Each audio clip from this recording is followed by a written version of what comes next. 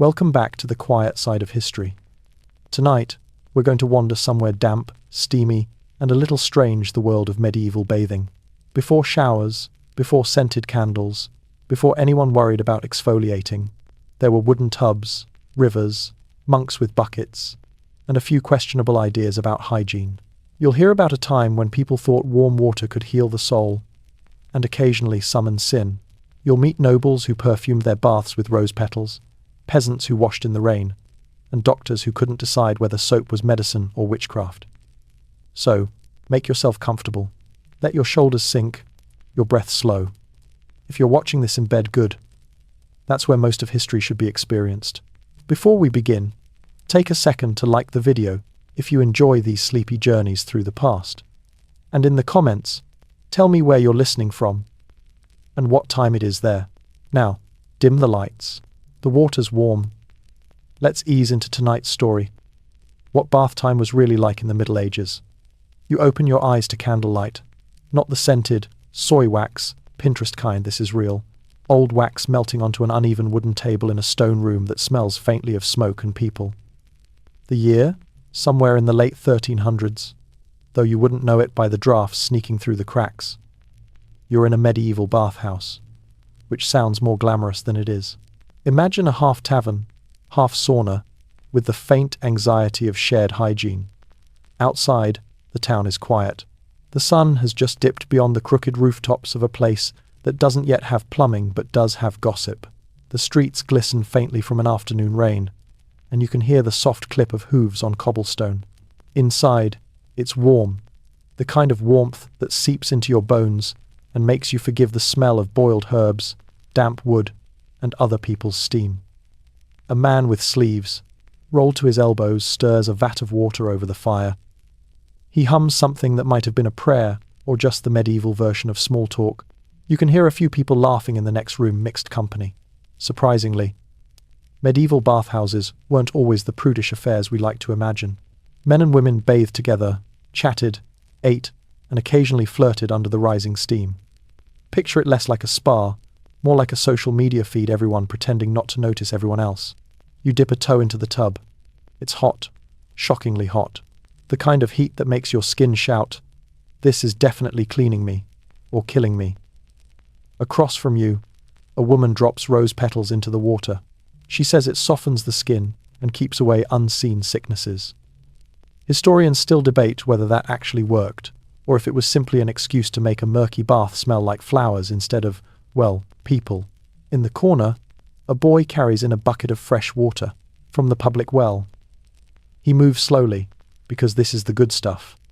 Wells were the source of life and sometimes the source of disease. The irony of washing yourself in questionable water isn't lost on you.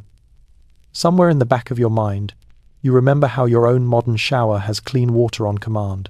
Here, every drop is hauled, heated, and reused until it's less of a bath and more of a broth. You take in the scene like a sleepy tourist.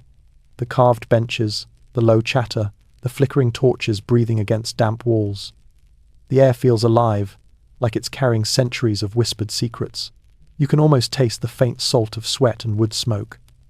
There's a man near the door offering what he calls medicinal scrubbings. He uses rough cloth and salt, claiming it wards off illness. He's probably not wrong, exfoliation does have health benefits. But you can't help thinking this might be the medieval version of those online detox fads. Somewhere, a future historian will compare us and sigh. You overhear two merchants discussing politics between dips in the tub. One complains that the king's taxes are heavier than the buckets they carry. The other nods and says, "At least we're clean when they take our money." It's a mood that transcends centuries. In the corner, someone sneezes. Everyone freezes for a moment, exchanging glances that say, "Is it the plague?" Because yes, that's a very real fear. The sound passes, conversation resumes, and a lute begins to play softly. The melody wanders lazily through the steam like a cat weaving between legs. An older woman tells you the bathhouse is also a place of healing. Some come here to wash, others to gossip, and a few to meet people discreetly. There are curtains and alcoves for privacy, though not much. She leans closer and whispers, "You can tell who's truly wealthy by how long they stay in the water."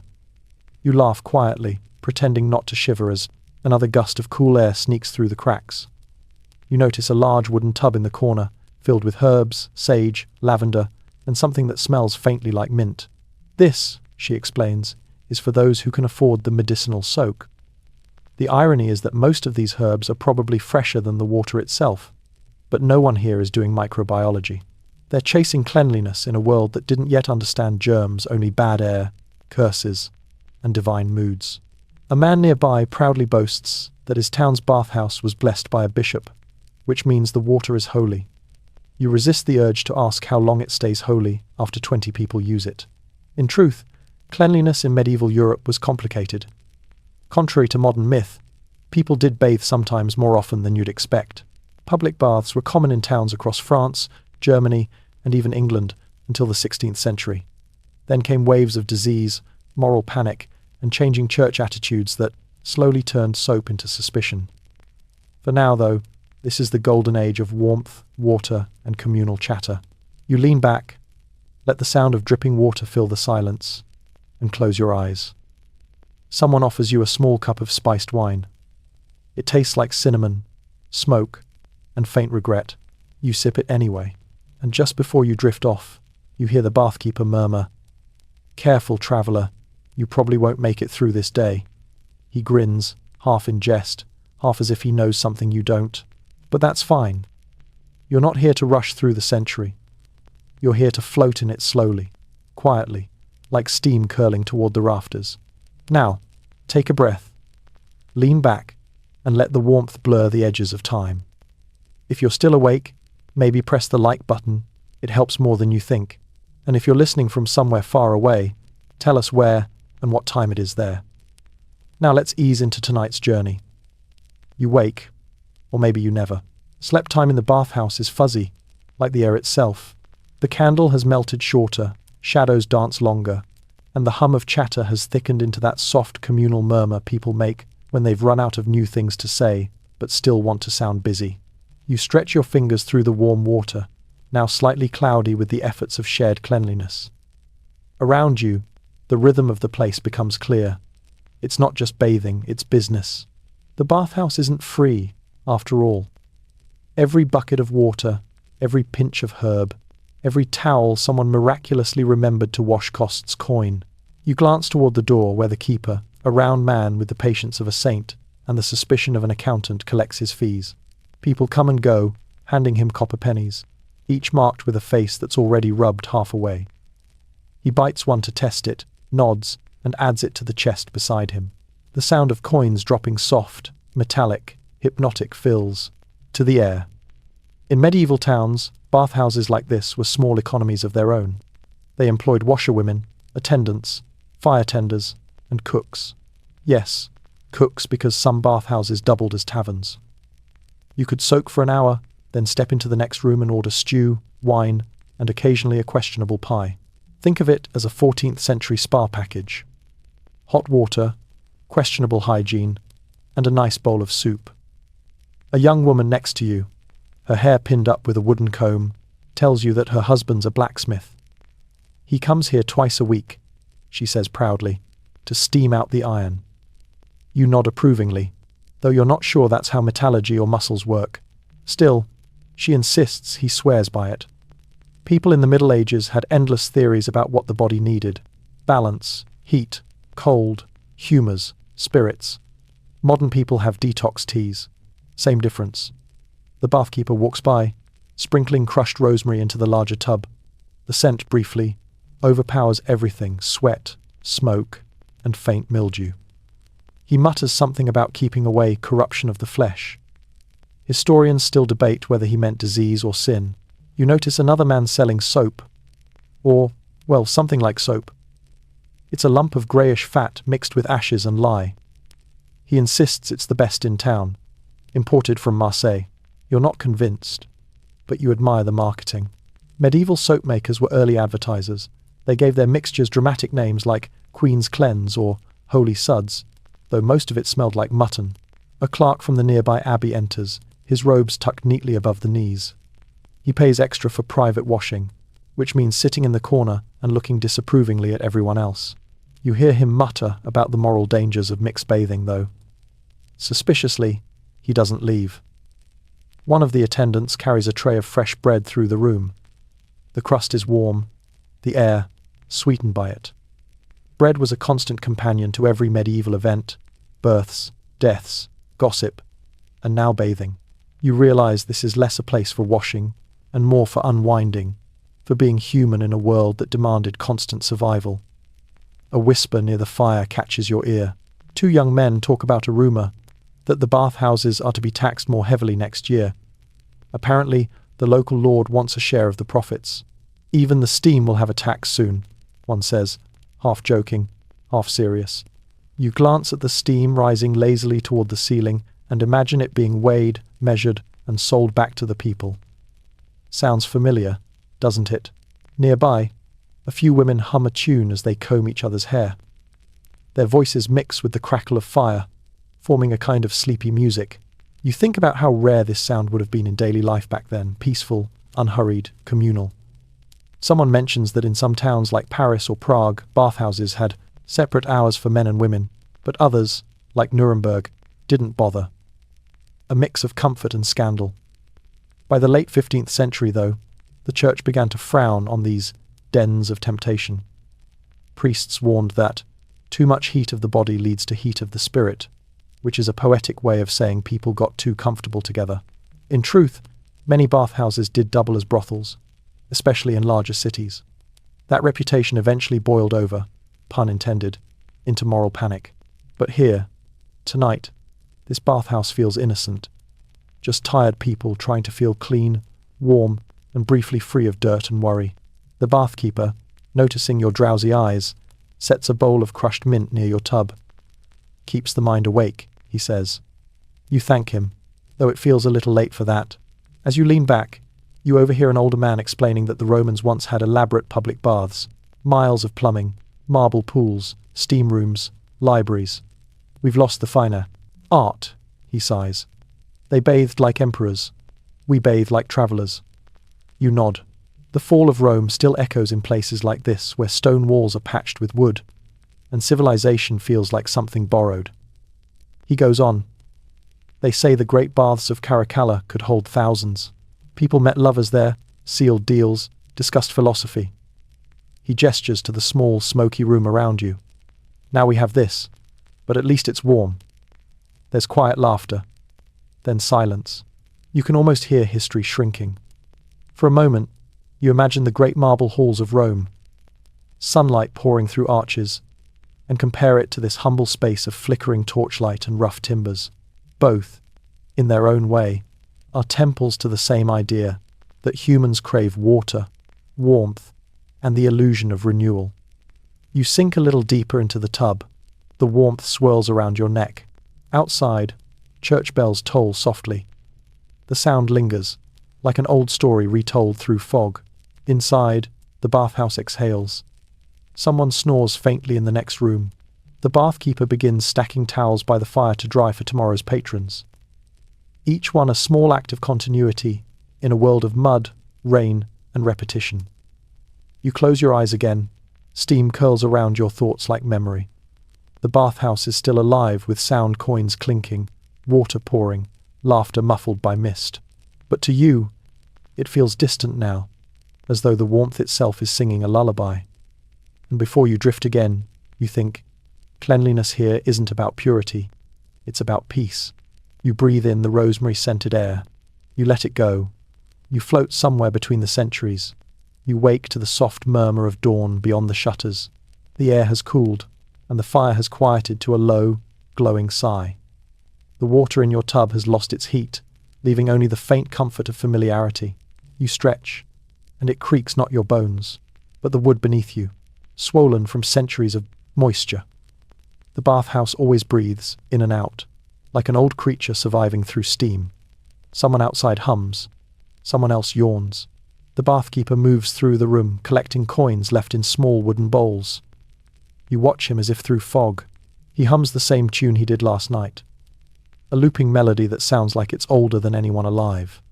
Bathing, you realize, isn't just about washing. It's about ritual. Every gesture, Every scent, every scrape of cloth across skin means something. It's repetition, rhythm, an ancient kind of prayer disguised as hygiene. You dip your hand into the cooled water and trace circles. This, centuries ago, was considered more than practical, it was moral. Cleanliness was linked to purity of soul. Dirt wasn't just dirt. It was a whisper of sin. But then again, people could only stay pure until the next muddy road. A woman enters carrying bundles of herbs tied with twine. She lays them on the counter and begins sorting. Sage for courage, rosemary for memory, mint for clarity, lavender for peace. The room smells like a garden dreamt by a poet. We bathe the body, she murmurs, to calm the mind. You almost ask if she invented aromatherapy, but you let her wisdom stand unchallenged. The bathkeeper's wife tends to the benches, scrubbing them down with vinegar and ash. It's the medieval version of disinfectant effective, in a rustic sort of way. She notices your interest and chuckles softly. If we don't clean the wood, the rot sets in. Same with people. A small truth, wrapped in practicality. You glance around and see others performing their own quiet routines. A baker washing flour from his arms, a traveller cleaning road dust from his face, a mother braiding her daughter's damp hair. There's no luxury here, but there is rhythm. Every movement seems learned, remembered. In medieval Europe, public baths were often named, like inns, the Angel, the Swan, the Three Kings. They served as sanctuaries of heat in a cold world. Many even had mottos carved above the doors. Here the weary rest, here the dust departs, here the spirit is made light. Some were optimistic enough to claim, here sin is cleansed. Historians still debate whether that was metaphorical or just creative. Marketing. You think of how little has changed. We still chase the idea that water can reset us, make us new again, whether it's a bubble bath or a late-night shower where we overthink our life choices. The desire is ancient, to feel clean enough to start again. A monk in simple robes enters quietly. He nods politely and sets down a small vial of oil, olive, maybe sesame. He pours a few drops into the palm of his hand and rubs it into his skin with deliberate slowness. It preserves the body, he says softly, and honors it. You catch a glimpse of the small tattoo on his wrist, a cross, barely visible beneath the sheen of oil. Oil was sacred then. Anointing wasn't, just for kings or priests. It was a form of care, a blessing disguised as moisture. You can almost feel the symbolic weight of every drop. In a time when medicine was more hope than science, such rituals were acts of faith disguised as hygiene. The monk tells you a story while working the oil into his forearms. Once, during the reign of Charlemagne, royal inspectors were instructed to make sure public bathhouses were clean and kept in Christian order. He smiles faintly. Imagine that bureaucracy for baths. You laugh, realizing it's the oldest kind of administration. Humans organizing how other humans should wash. A splash pulls your attention. A small boy dunks his head under the water, emerging triumphantly with wet hair plastered to his forehead.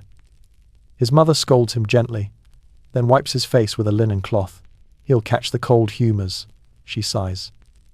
You remember that word humours, the ancient system of body fluids believed to govern health and mood.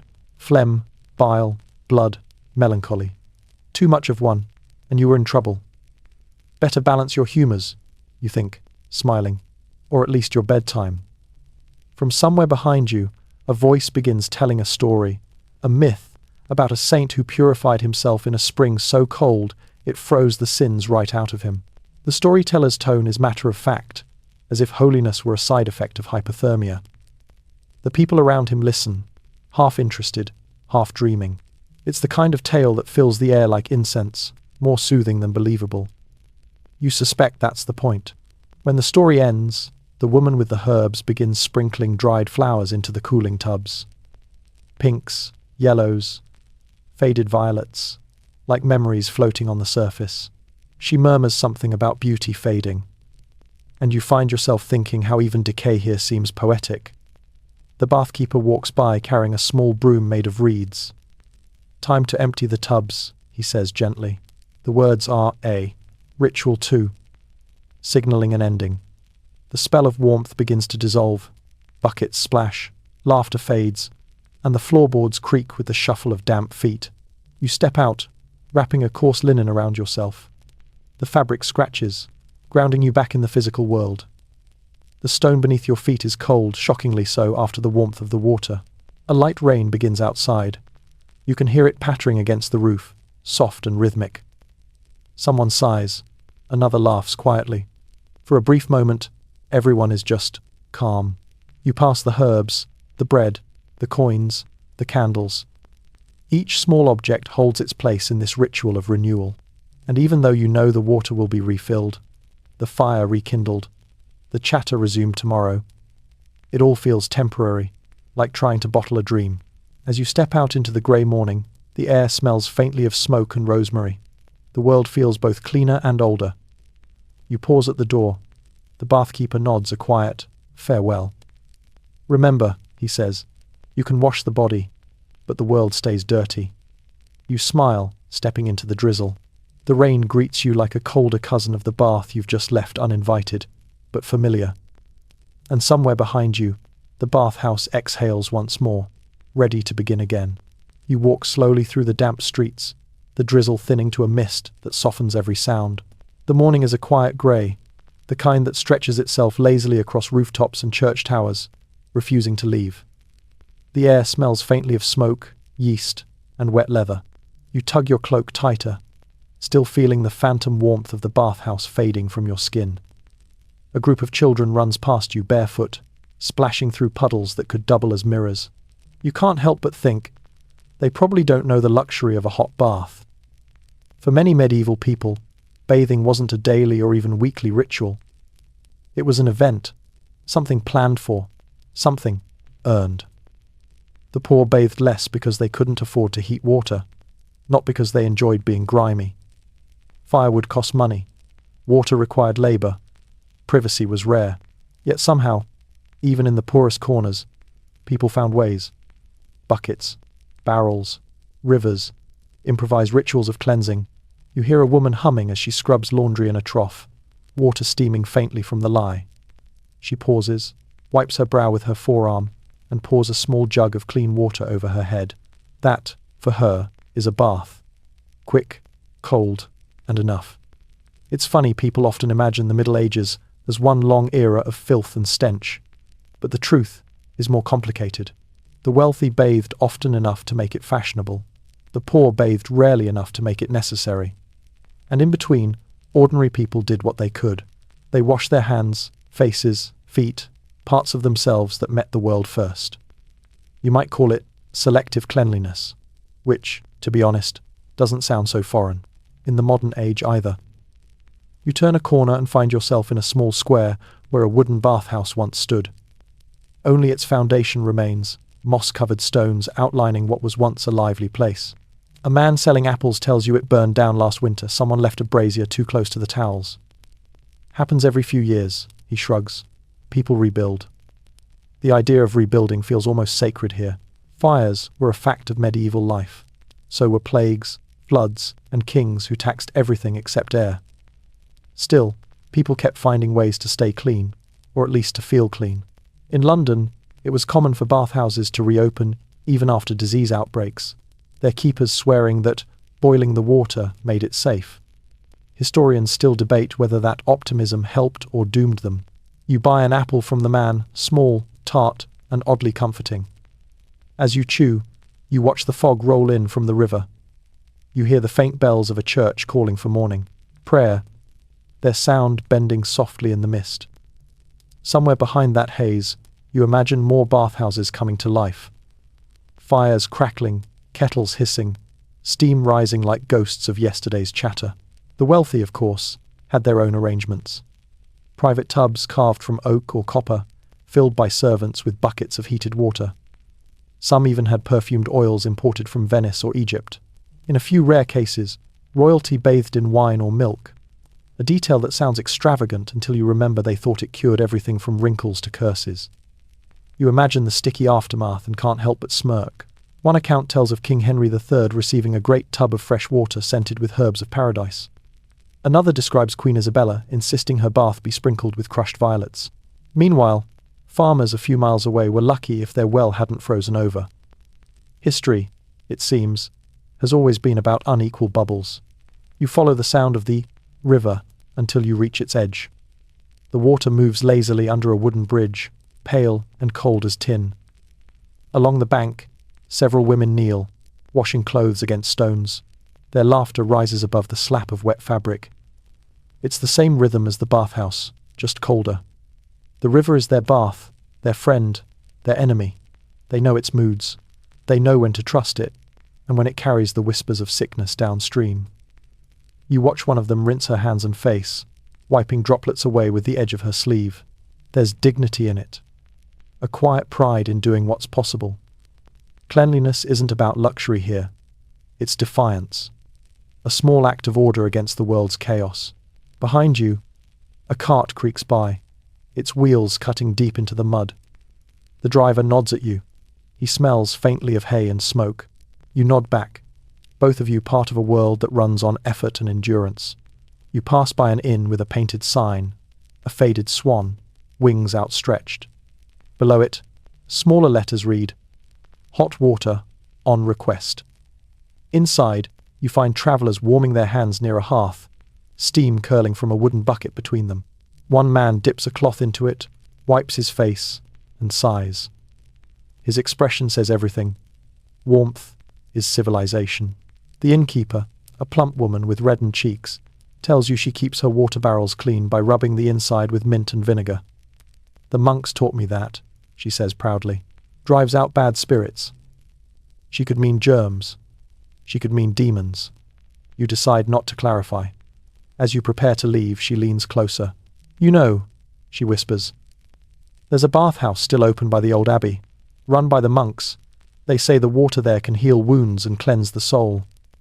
She chuckles softly, or maybe it just feels that way after a long day in the cold. Outside, the mist begins to lift, revealing the abbey towers in the distance. Their silhouettes rise above the landscape like patient guardians, waiting. You decide to follow her advice. As you walk, the road narrows. The world grows quieter. Even the river seems to hush as you approach the abbey walls. There's something solemn in the air, something between reverence and steam. You can already smell the faint mix of herbs, smoke, and holy water. The monks, it seems, have found a way to blend prayer with plumbing. And as you step through the old gate, the sound of running water greets you again, steady, gentle, eternal. The rhythm of cleansing continues. The abbey bathhouse sits at the edge of the monastery garden, half hidden behind a stone wall draped in ivy. You wouldn't even notice it if not for the steady thread of steam drifting upward, like the abbey itself is sighing after a long day of prayer. You step closer and hear the soft bubbling of water and the quiet murmur of voices, monks speaking in that unhurried rhythm that turns every sentence into a lullaby. The door creaks as you push it open. Inside, the air smells faintly of rosemary, smoke, and wet stone. Candles flicker along the walls, reflecting in the water like dozens of small suns.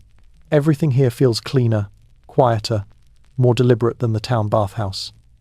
This is bathing as devotion. A young monk greets you with a nod. His robes are rolled to the elbows, and his hands are red from the heat. "You've come for cleansing," he says softly, not as a question but as a gentle assumption. You nod, and he gestures toward a wooden bench. "Sit. The water will come soon." It's drawn from the spring that runs beneath St. Wolfram's chapel. They say it's blessed. You glance at the steaming basin in front of you. The water looks ordinary, maybe a bit cloudy, but there's a strange calm about it, like it carries a story. The monk dips a copper ladle into it and pours it over your hands. It's warm, almost perfectly so, the heat balanced by a trace of cool air drifting from the door. In medieval monasteries, bathing wasn't luxury, it was discipline. Monks were expected to stay clean, not for beauty, but for order. Cleanliness was next to godliness, but not too close. One had to remain humble, after all. They washed before meals, after work, before prayer. The rhythm of rinsing and repentance blurred into one. As you dry your hands on a linen cloth, you notice bars of soap stacked neatly nearby. They're rough, uneven, and the colour of baked bread. The monk catches your curiosity. "Made from ash and olive oil," he explains. "We learned it from travellers who came through from the south." You smile, realizing he means the Arab traders who introduced Europe to the art of true soap. The ancient recipe, oil, lye, and salt, had travelled across deserts, seas, and empires to end up here, in this quiet abbey, scrubbing away medieval sins. He hands you a bar to smell. It's faintly floral, faintly smoky clean, without being sweet. We call it Saponi Sanctus, he says with a small grin. Holy soap. You half expect a choir to start singing. You look around and see other monks washing in silence. One is carefully rinsing the ink stains from his fingers. Another pours a ladle of water over his bald head, sighing softly as it runs down his back. The sound of water falling into water fills the space steady, rhythmic, meditative. There's a moment when the entire room feels like prayer. Not the loud, public kind, but the quiet one you make with your breath. The young monk begins to speak again, almost as if he's reading your thoughts. Bathing reminds us that everything is borrowed: the body, the warmth, the clean water. None of it stays. He dips his hand into the basin, then lets the drops fall through his fingers. Even this water will leave us. It's hard to argue with that. In the corner, another monk stirs a pot of herbs over a small fire. The scent is rich chamomile, thyme, maybe sage. For healing, he says when you ask. The abbot believes herbs cleanse more than wounds. They remind the body it's alive. You can't tell if he means physically or spiritually. Probably both. You remember reading somewhere that monasteries were among the cleanest places in medieval Europe, not because they had better plumbing, but because they cared. Their routines kept disease lower, their kitchens better managed, and their water purer. The irony, of course, is that they did all this not to live longer, but to die ready. One of the monks approaches, carrying a wooden ladle filled with fragrant liquid. Vinegar rinse, he explains. We use it after bathing to close the pores. You nod politely, though you're fairly sure your pores have never been mentioned in religious context before. He pours it gently over your shoulders. It stings a little sharp and cleansing, like honesty. A moment later, you feel lighter, cooler. You imagine for a brief second that maybe this water is holy, in the simplest way. Not because of blessings or relics, but because someone cared enough to heat it, stir it, share it. You look out through the open door where the garden glows in faint sunlight. Rows of herbs glisten under dew: basil, lavender, wormwood, mint. You imagine the monks harvesting them, whispering prayers as they work, every leaf becoming part of this quiet choreography of care. A bell rings in the distance, slow, low, steady. The monks begin to finish up, wrapping themselves in linen towels and heading toward the refectory for breakfast. Bread, cheese, water, silence. The same meal, every day. The young monk gestures toward the door. You are welcome to join us, he offers kindly. You shake your head with a small smile. I'll walk a while, you say. He nods, unoffended. Then take the calm with you. It fades quickly in the town. Outside, the air feels cooler, brighter, lighter. Birds dart between the abbey walls, their wings scattering droplets from last night's rain. The sound of running water continues behind you, eternal, steady, unconcerned with who listens. As you walk down the hill, you can still smell rosemary and smoke on your skin. Somewhere, far away, you hear laughter from the market and the clatter of hooves. The world returns. You take one last glance back at the abbey, its windows glowing like embers in the morning light, and you realize that in a world built on mud, fear, and faith, the act of washing might be the closest thing people had to hope. You breathe in. The air tastes new. You walk on.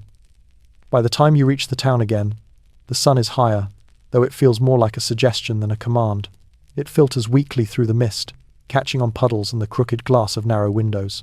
The marketplace is awake now, and with it comes the noise. Traders calling, donkeys braying, and a man loudly insisting his cinnamon cures melancholy. You almost believe him. The smell of spices drifts thick through the air. Cinnamon, nutmeg, and a little pepper, all recently arrived luxuries from the East. Once upon a time, these were worth more than gold. A pinch of imported spice could make you seem worldly, educated, or, at the very least, interesting at dinner. The man selling them claims they'll make your breath smell divine. Divine like the angels, he insists, wagging his finger for emphasis. You imagine heaven smelling faintly of warm pie and sarcasm. You walk past him toward a stall selling soap and oils. The merchant, a wiry woman with quick eyes, has arranged her wares like a painter's palette. Bars of pale yellow tallow soap, jars of rose oil, bundles of dried lavender, and, most mysteriously, small clay pots labelled unguent of Venice. She catches you staring and grins. "To keep the sin from showing," she says. You laugh softly, but she isn't entirely joking. In the late Middle Ages, people believed scent could protect the soul. Smelling good meant health. And health meant holiness, or at least respectability. Bad odors, on the other hand, were suspect. They were thought to carry disease and moral decay alike. Miasma, they called it, the invisible corruption of foul air. So everyone from queens to washerwomen tried to fight it with perfume, herbs, and hope. You pick up one of her clay pots. Inside is a dark green paste that smells like crushed myrtle and something sharper. For the hands, she explains. And for temptation. You raise an eyebrow. She smirks. If you smell good enough, maybe. God forgives faster. You decide she's either a marketing genius or a medieval philosopher. Somewhere nearby, a bell rings, signaling midday prayer. The crowd thins slightly as a few pious souls wander toward the church. The soap seller lowers her voice. "They bless water there every week," she whispers. "You sprinkle a bit on your wash basin, and it keeps sickness away." You nod, pretending to take note, though you suspect the real magic lies in people's need to believe in something clean. You walk on, drawn by the sound of splashing water. Around the corner, a group of servants is filling barrels from a public fountain, a carved stone lion pouring water from its mouth. The water sparkles in the sunlight, a rare moment of beauty in a world that often smelled of livestock and survival. Children play nearby, chasing each other with wet hands. One slips and falls into the shallow basin, laughing. The others shriek, scandalized, but soon join in. You stand there, watching them, realizing how timeless that laughter sounds. Clean or dirty, rich or poor, humanity has always turned water into play. A man beside you mutters, "Waste of good water." He's wearing a wool cap and a look of permanent irritation. They'll be begging for it by summer. You glance at the fountain again. He's probably right. In most towns, water supplies were precarious, sometimes clean, often questionable. Wells went dry, rivers carried refuse, and plague had a way of reminding people that invisible things could kill. You ask him where he gets his drinking water. He points down the street. "From the brewer," he says, "safer than the well." You smile. It's true, ale was often safer than water, boiled and fermented enough to kill most of what would have made you regret living.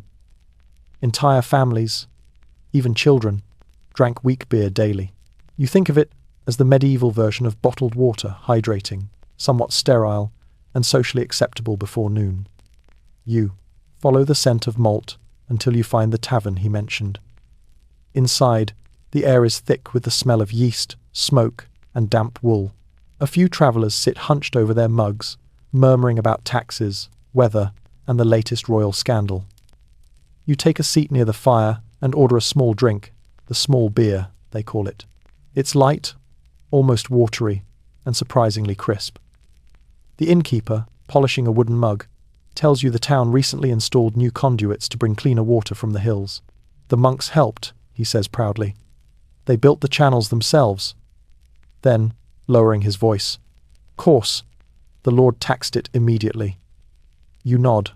Civilization always comes with a receipt. On the table beside you, two merchants are deep in conversation. One says he's been to Florence, where people perfume their bath water with rose and orange blossom. "They smell like heaven," he says dreamily. The other scoffs. "Heaven smells like soap and boiled cabbage," he replies. You hide a smile. When they leave, the innkeeper leans in. "Don't listen to them. Those Italians wash too much. Makes a man soft." He pours another drink and slides it toward you. You look clean enough already. It's a compliment, probably. You sip the ale and watch the fire. The flames crackle, releasing thin trails of smoke that twist toward the rafters. For a moment, you think about how many generations sat exactly like this, warming up after a bath, drying socks by the fire, talking about things that mattered then and don't now. You can still smell faint traces of rosemary on your skin from the Abbey bathhouse. Mixed now with the tavern's smoke and ale, It forms a scent that's oddly pleasant. A combination of sanctity and sin, devotion and dinner. It's the smell of medieval life itself. Part holy, part human, entirely alive. Outside, the church bells ring again, calling the town back to its routines. The fountain gurgles on, relentless and clean. Somewhere, the soap seller laughs at a new customer. The world turns, slowly, with the rhythm of buckets and blessings. You finish your drink, set the mug down, and breathe in deeply. The air tastes like spice, wood, and warm history. And as you step back into the street, the scent of cinnamon follows you like a quiet promise. One that says, even in an age of dirt and superstition, people still reach for sweetness. The day stretches ahead, and there's more to learn about what it really meant to feel clean in a world that never stayed that way. You wander down a narrow street where the buildings lean inward like old friends gossiping over your head. The rain has stopped, leaving puddles that reflect the rooftops and occasionally the passing legs of chickens. The air is sharp with the smell of wet wool and chimney soot. Somewhere, someone is baking bread. Somewhere else, someone is arguing theology, which, here, could mean anything from the nature of God to whether soap offends him. You pause outside a small bookshop, really just a scribe's window where pages are displayed behind slightly warped glass. One of them catches your eye. It's an illustration. Two men in a tub, one pouring water over the other while angels look on. The caption, in ornate script, reads, "Cleanliness is next to holiness." Except, as you later learn, that exact phrase won't exist for centuries. The medieval world was still deciding what God thought about hygiene. A friar in a brown robe passes you, humming. He smells faintly of damp straw and incense. You stop him and ask half-jokingly if bathing is truly blessed. He smiles politely, the way a man smiles when he's been asked the same question too many times. "Cleanliness pleases the Lord," he says carefully, "but vanity does not. And water can tempt the flesh as easily as it soothes it."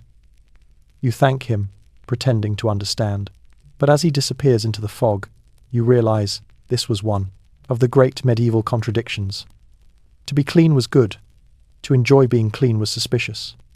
Monks washed as duty, peasants washed as necessity, nobles washed as performance, and somewhere between virtue and vanity, the bath became a battlefield.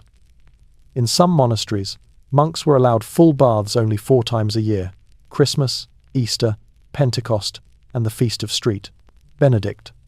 The rest of the time, they made do with ablutions, a polite term for splashing your face and hoping God wasn't counting.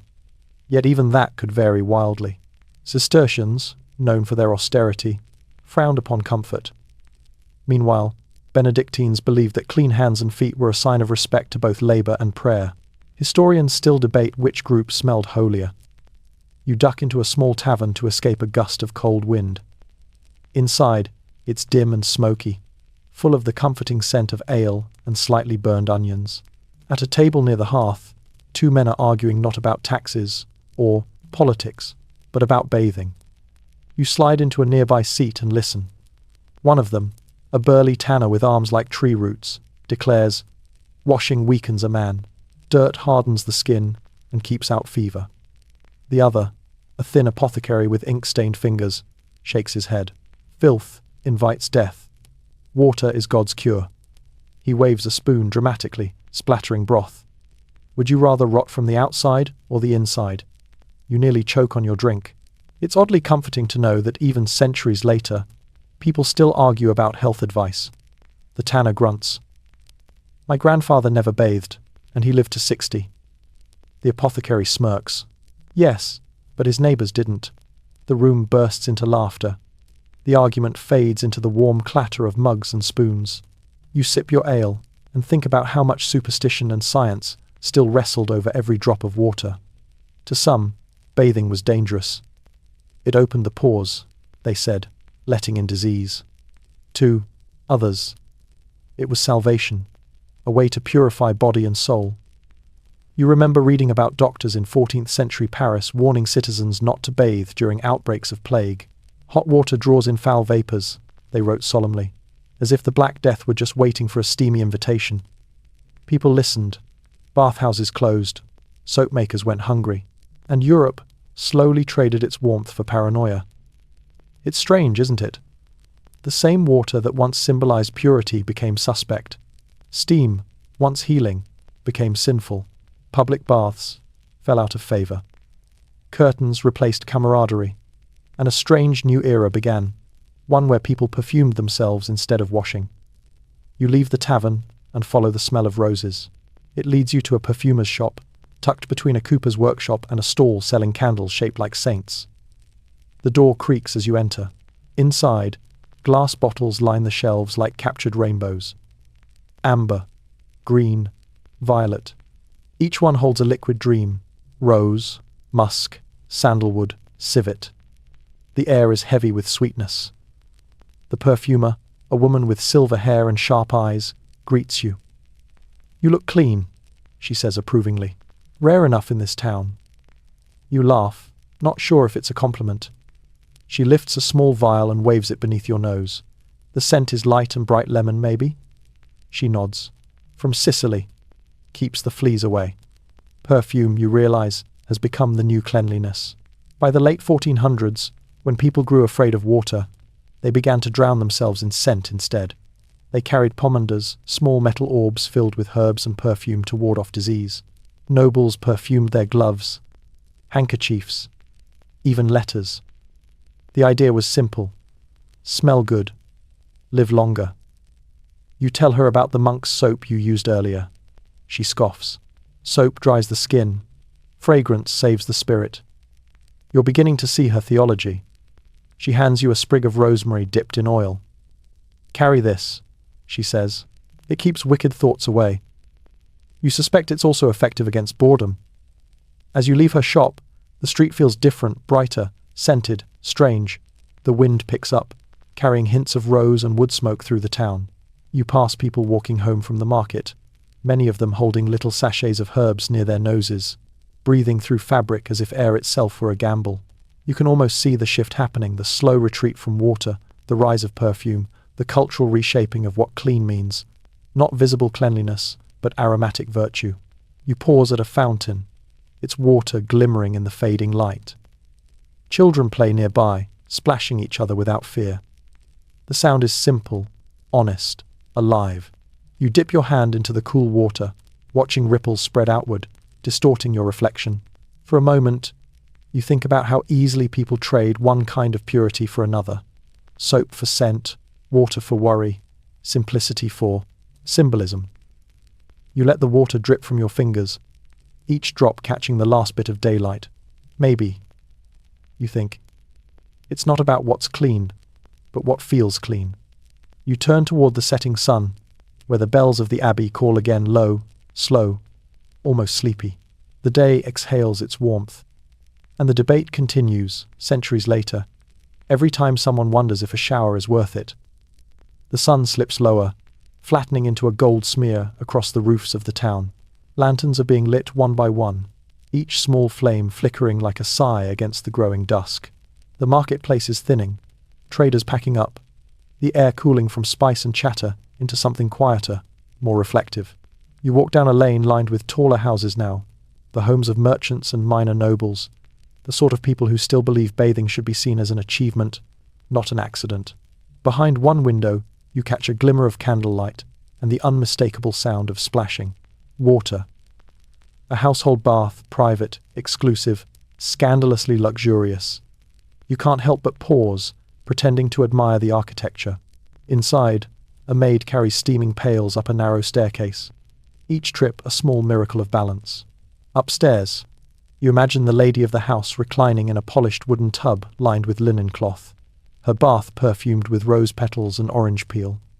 A musician plays softly in the next room, the very image of refinement, until you remember someone had to chop the wood, heat the water, and carry it up every creaking step. You smile at the thought. Every luxury in the Middle Ages came with a small army of exhausted servants.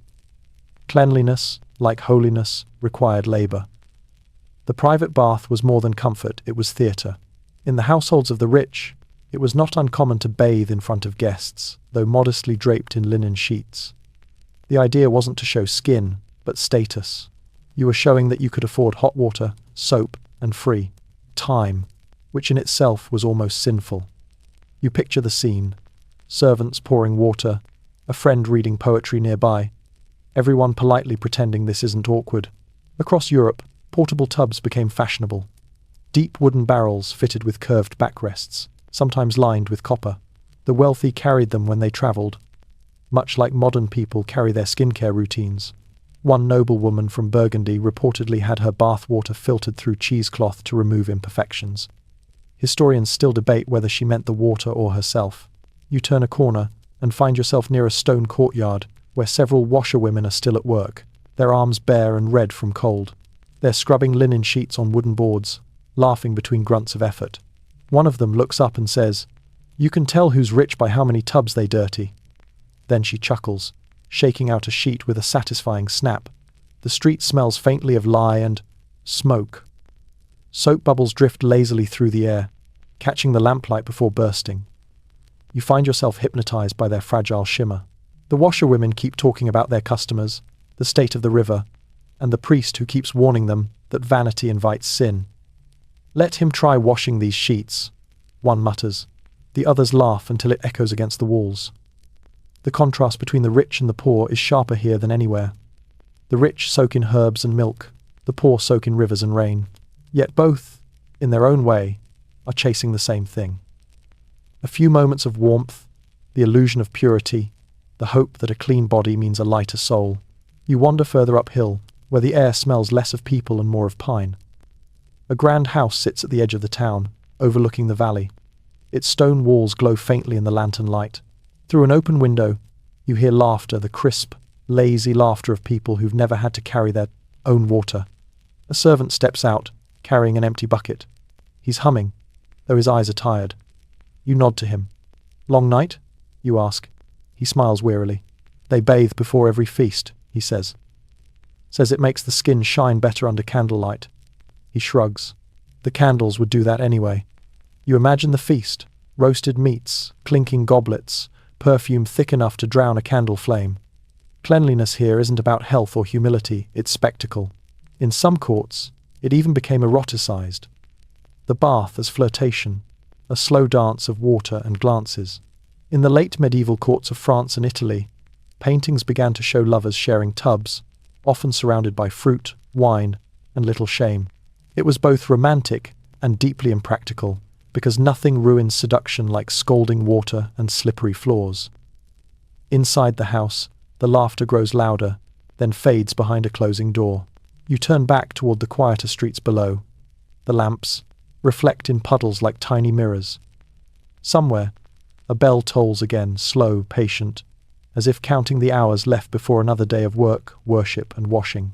You pass a narrow alley where a beggar huddles against the wall, his face barely visible under a wool hood. The air around him smells faintly of damp and smoke. You toss him a coin, and he nods once, murmuring something about holy water and mercy. It strikes you then how closely those words are linked in this world. To wash someone's feet was once considered divine service. Now, it's just forgotten kindness. Further along, you find a small tavern sign shaped like a bathtub, a leftover symbol from better days. The door creaks open, and the smell of wet stone and mulled wine spills out. Inside, the room glows amber from candlelight. A group of travellers sit around a table, steam rising faintly from their cloaks. One of them, an older man with a travelling pack, notices you and smiles. "You look freshly washed," he says approvingly. "Been to the abbey, eh?" You nod. He laughs. "Ah, the monks, clean in body, clean in conscience. Can't say the same for most lords." He leans closer. "Do you know what they say in Prague? A man who bathes alone has secrets. A man who bathes with others has debts." You raise an eyebrow, and he shrugs. Either way, it's not cheap. The table erupts in quiet laughter. Someone pours you a cup of spiced wine. You take it, grateful for the warmth. The air here hums with stories, laughter, and the faint scent of wet wool. A musician in the corner plucks a lute, playing a tune soft enough to almost be mistaken for memory. You sip slowly, the spice blooming on your tongue. The traveller beside you sighs. "Strange, isn't it? We wash and wash, but the world stays dirty. You smile faintly. Maybe that's why we keep trying. He nods, staring into the fire. The flames dance in his eyes, golden and restless. Outside, the night deepens, swallowing, the last noise of the market. Steam still rises from the roofs, where bathhouses hide their final warmth of the day. And as you listen to the soft strumming of the lute, you realize that in this medieval town between abbeys and alleyways, between the pure and the perfumed, cleanliness isn't about perfection. It's about persistence. The endless, gentle, human ritual of trying again. The morning arrives pale and uncertain, slipping through the shutters of your small rented room. Outside, the bells toll again, slower this time, deliberate, like they're counting something heavier than ours. You sit up, and the chill of the air feels sharper than yesterday.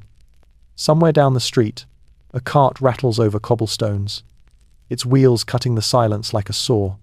You dress slowly. The scent of rosemary and smoke from the abbey has faded from your skin. You can almost feel the dust of the world creeping back. When you step outside, the town feels changed. There's less laughter, more faces turned downward. You notice the bathhouse door once open, and steaming is now barred shut, a rough plank nailed across it. A notice hangs there, its ink still damp. By order of the council, all public baths are to close until further command. You stare at it for a long moment, trying to hear the familiar sounds of buckets, chatter, dripping water, but they're gone. The silence feels unnatural, like a heartbeat that stopped mid-pulse. A woman passing by murmurs, "It's the sickness again." Her voice trembles as if speaking the word might summon it. The plague. It's not your first time hearing the rumors. The Black Death had rolled through generations like a cruel tide, gone, then back, then gone again. People had blamed the air, the stars, cats, sinners, foreigners, and, most recently, the baths. The heat opens the pores, the healers said. The bad air slips in. So the council ordered the baths closed, and the water that once carried warmth now carried fear. You walk toward the river. It looks the same as always, silver, calm, alive, but the people near it have changed. They draw water in silence, covering their faces with cloth soaked in vinegar. The scent of rosemary and thyme fills the air again, not for peace this time, but for protection. A man on the bridge shouts to no one in particular, "The water's cursed. It carries death." Someone yells back that the river has always been pure. They argue until their voices dissolve into coughing. Historians still debate whether closing the bathhouses helped or made things worse. Some say the plague spread less, where people stopped bathing. Others argue it spread faster when people stopped washing their hands. The truth, like clean water, was hard to come by. You stop by the soap seller's stall, the same woman who sold you unguent of Venice. Her table is empty now, except for one small bowl of ashes. She's burning the rest of her stock. "Can't sell what kills people," she says, though her voice is dry with irony. Or maybe it never killed anyone. Who can tell? She shrugs, her eyes hollow. They say sin brought it. Then they said smells. Then they said foreigners. Now they say baths. You pick up a bit of the ash and let it fall through your fingers. "What do you believe?" you ask. She looks at you for a long moment. "I believe filth and fear always come in pairs." Then she turns back to her fire, stirring it with a stick like someone tending a dying friend. You walk on. The streets that once steamed with warmth now smell of vinegar and smoke. Doors are marked with chalk crosses. People whisper prayers into sleeves. The fountain still runs, but no one drinks from it anymore. Even the pigeons keep their distance, as if they too know what's in the air. You pass the old bathhouse again. Through a crack in the boarded window, you can still see the tubs, their water gone green with stillness. The silence in there is almost unbearable. Once, this place was laughter and gossip, steam and comfort. Now, it's a tomb for a vanished sound. The sound of water falling into water.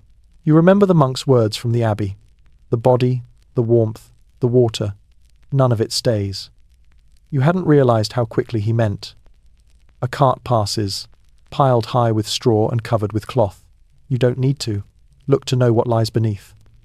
The driver murmurs a prayer, eyes fixed ahead. You step aside, heart heavy, the smell of lye and decay mixing in the cold air. The city feels suspended in a strange kind of quiet.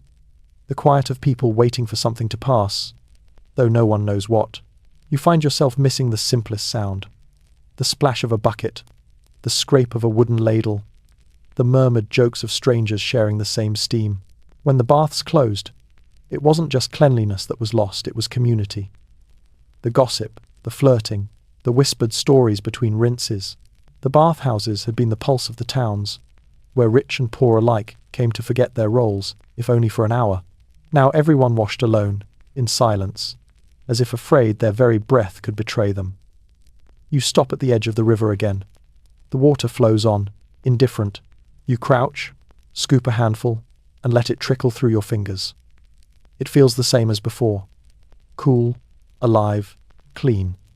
For a moment, you wonder if the plague, like fear, is mostly invisible until it touches you. Behind you, the church bells ring again, but this time, the rhythm is slower, softer. The tolling is no longer for prayer, but for counting the dead. You stand there until the sound fades into distance. The wind carries the faint scent of smoke and lavender from somewhere unseen, perhaps from the abbey, perhaps from someone's desperate attempt to make the air smell less like grief. You take one deep breath. The world smells of endings. And yet, under it all, there's still a trace of water. Still running, still clean, still singing quietly beneath the fear. You whisper, half to yourself, half to the river. We'll bathe again. And the water, in its endless patience, answers only with ripples. Weeks pass. The town learns how to hold its breath.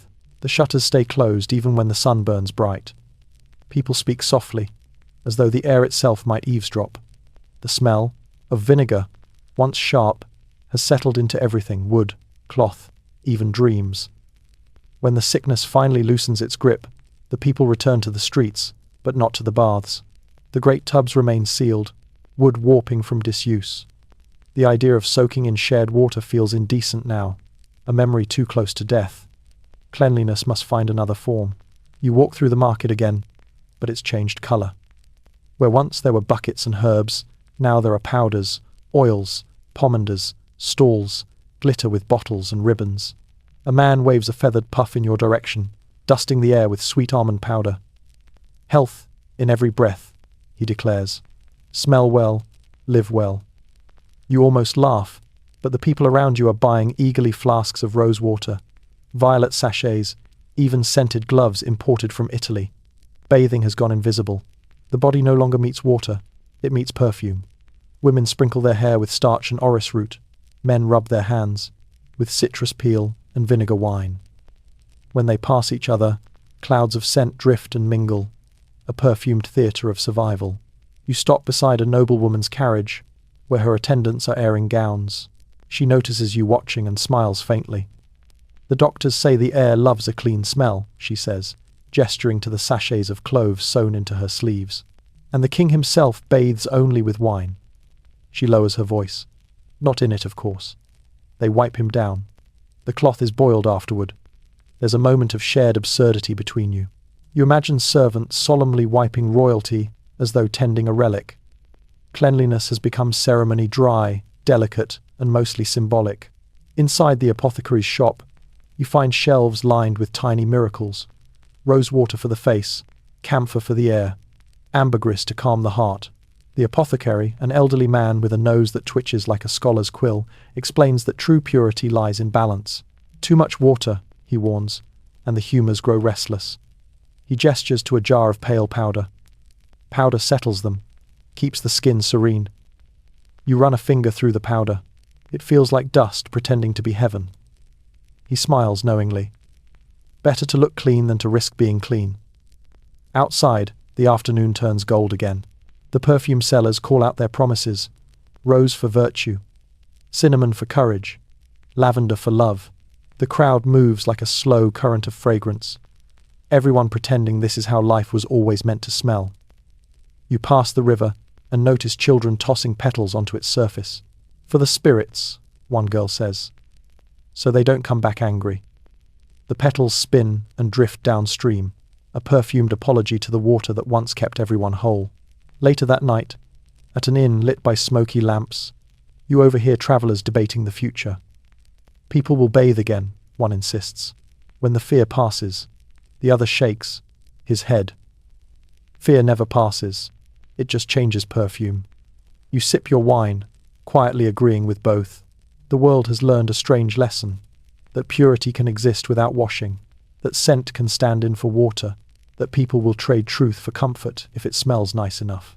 But under it all, you sense something stirring, a restlessness in the air, a whisper of the river. Cleanliness, after all, is a stubborn instinct. As you lie awake, the night carries a faint scent of rosemary from somewhere unseen. The same herb used in the bathhouse, the abbey, and the plague years. It has survived every superstition. You breathe it in, half asleep, half hoping. The world may have stopped bathing, but the idea of water still moves beneath everything, waiting, patient, remembering how to sing. Decades slide by, and the town changes its skin. You can feel it in the stones smoother now from the passage of countless shoes, cleaner where rain has polished away the soot of the old days. The fear of water, once gospel, has begun to loosen its grip. People are still cautious, yes, but curiosity always outlives caution. You walk down the same narrow street where the bathhouse once stood. The building is still there, though it looks different now, less like a place of healing, more like a ghost caught pretending to be a bakery. The lower floor has been turned into a wine shop, its walls plastered over, but the old pipes still poke through like bones that refuse to stay buried. A young man stacking barrels out front catches your glance. "Used to be the bathhouse," he says knowingly, wiping his hands on his apron. "My grandfather told me stories. Said people laughed in there more than they prayed in church." He grins, but there's a note of nostalgia in it, as though he's describing a season the world forgot how to have. You buy a small cup of wine and sit by the fountain, the same one that's watched centuries of dirt, plague, and perfume pass through this square. The lion's head spout is chipped now, but the water still flows. Clean, steady, forgiving. It's the 17th century now, or thereabouts, and Europe is finding its courage again. The great age of exploration has brought back more than gold and gilt. It's brought new scents, new fabrics, new ideas. Soap, too, has returned, refined, perfumed, packaged, respectable. In France, entire guilds of soap makers thrive. In England, merchants sell Castile bars, imported from Spain, advertising them as the secret of radiant skin and godly manners. You wander through the upper streets, where the wealthy live behind polished doors and polished language. Through a window, you glimpse a lady at her dressing table, surrounded by bottles, rosewater, bergamot, almond oil. A maid pours warm water into a porcelain basin. The lady dips a cloth, wipes her face delicately, and sighs as if performing an act of quiet rebellion. A bath, yes, but a private one. A ritual reclaimed from fear. The apothecaries, too, are changing. The ones who once sold pomanders now sell soap alongside perfume. The labels are painted in looping letters: Savon Fin de Marseille, purifying almond essence. The prices are high, but people pay them gladly. After centuries of dust, the dream of water feels luxurious again. You step into one such shop. The air smells like lemons and lavender. On the counter sits a small brass bowl filled with blue and white soap balls. The shopkeeper beams. "The Queen herself uses these," he says, lowering his voice as if confiding state secrets. 3 baths a month, in warm milk, they say. He pauses, then adds, "She looks divine." You nod, not sure which part he expects you to admire, the milk or the discipline. Still, the change is real. Water, once forbidden, is now fashionable again. The fear of miasma has faded under new theories. Cleanliness, it seems, can prevent disease after all. Physicians write pamphlets declaring that impurities of the skin reflect impurities of the soul. Poets describe baths as moral awakenings. Architects begin designing new bathhouses, grander, more elegant, with marble basins and skylights that let sunlight pour in like grace. You visit one, newly opened at the edge of town. The building hums softly with echoes of its Roman ancestors. Vaulted ceilings, tiled floors, water warmed by hidden furnaces. Steam curls from the doors in lazy waves, as if the old ghosts of the Middle Ages have come back just to sigh with relief. Inside, everything gleams. Candles burn in iron sconces. Water runs constantly through narrow channels carved into stone. The air smells faintly of citrus and cedar. A young attendant hands you a linen towel and smiles. "Welcome back," he says, though he's too young to understand what that really means. You slip into the bath. The water is perfectly warm, perfectly clear. For a moment, you do nothing but float. Your breath slows. The world outside the noise, the fear, the centuries melts away. You can almost hear the faint laughter of the people who once sat here generations ago, chatting about taxes and saints, trading gossip and comfort. A man beside you, perhaps a scholar, mutters to himself, "It's a miracle, truly, to be clean and unafraid at the same time." He looks at you as though expecting agreement. You nod. He leans back, eyes closed. "They say Paris has hundreds of these now," he continues dreamily. "The king himself built one near the palace. You pay a coin, and they bring you oils, towels, music." He chuckles softly. "Imagine being clean as a mark of class again." You can't help but smile. The cycle has completed its turn. From sin to sickness to status, back to steam and self-satisfaction. Around you, the air fills with soft laughter, splashes, and the gentle murmur of human peace, the same music that once filled the old wooden bathhouse centuries ago. You close your eyes and listen to it. A sound both ancient and brand new. You let your thoughts drift with the rising steam, remembering the monk's calm, the soap seller's grin, the washerwomen's laughter, all gone now. And yet somehow still here in this warmth, this shared silence, this fragile faith in the cleansing power of simple water. When you finally rise, your skin tingles, your hair smells faintly of rosemary again, and your reflection in the rippling surface looks almost younger. You step out, wrapped in linen. The attendant bows. "Was it pleasant?" You pause, searching for the right word. "It felt," you say slowly, "like remembering something I'd forgotten." Outside, the evening air tastes clean. The streets shimmer faintly from recent rain. You walk toward the river once more, its silver current catching the glow of lanterns. And somewhere, beneath that quiet flow, you imagine the centuries whispering to one another. Monks, merchants, peasants, nobles, all bound by the same small wish. To feel clean. To begin again. And above it all, the water still sings. You wake to birdsong and the faint sound of carriages rolling over cobblestones. The world feels brighter, now polished, perfumed, busy, with purpose. The age of mud and incense has given way to the age of mirrors. Everything gleams.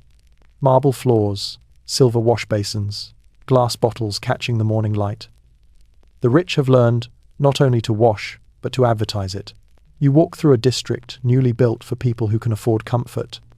The signs above the doors no longer read bathhouse, but hydrotherapy establishment and sanitary salon. It's the 18th century now, and cleanliness has become ambition.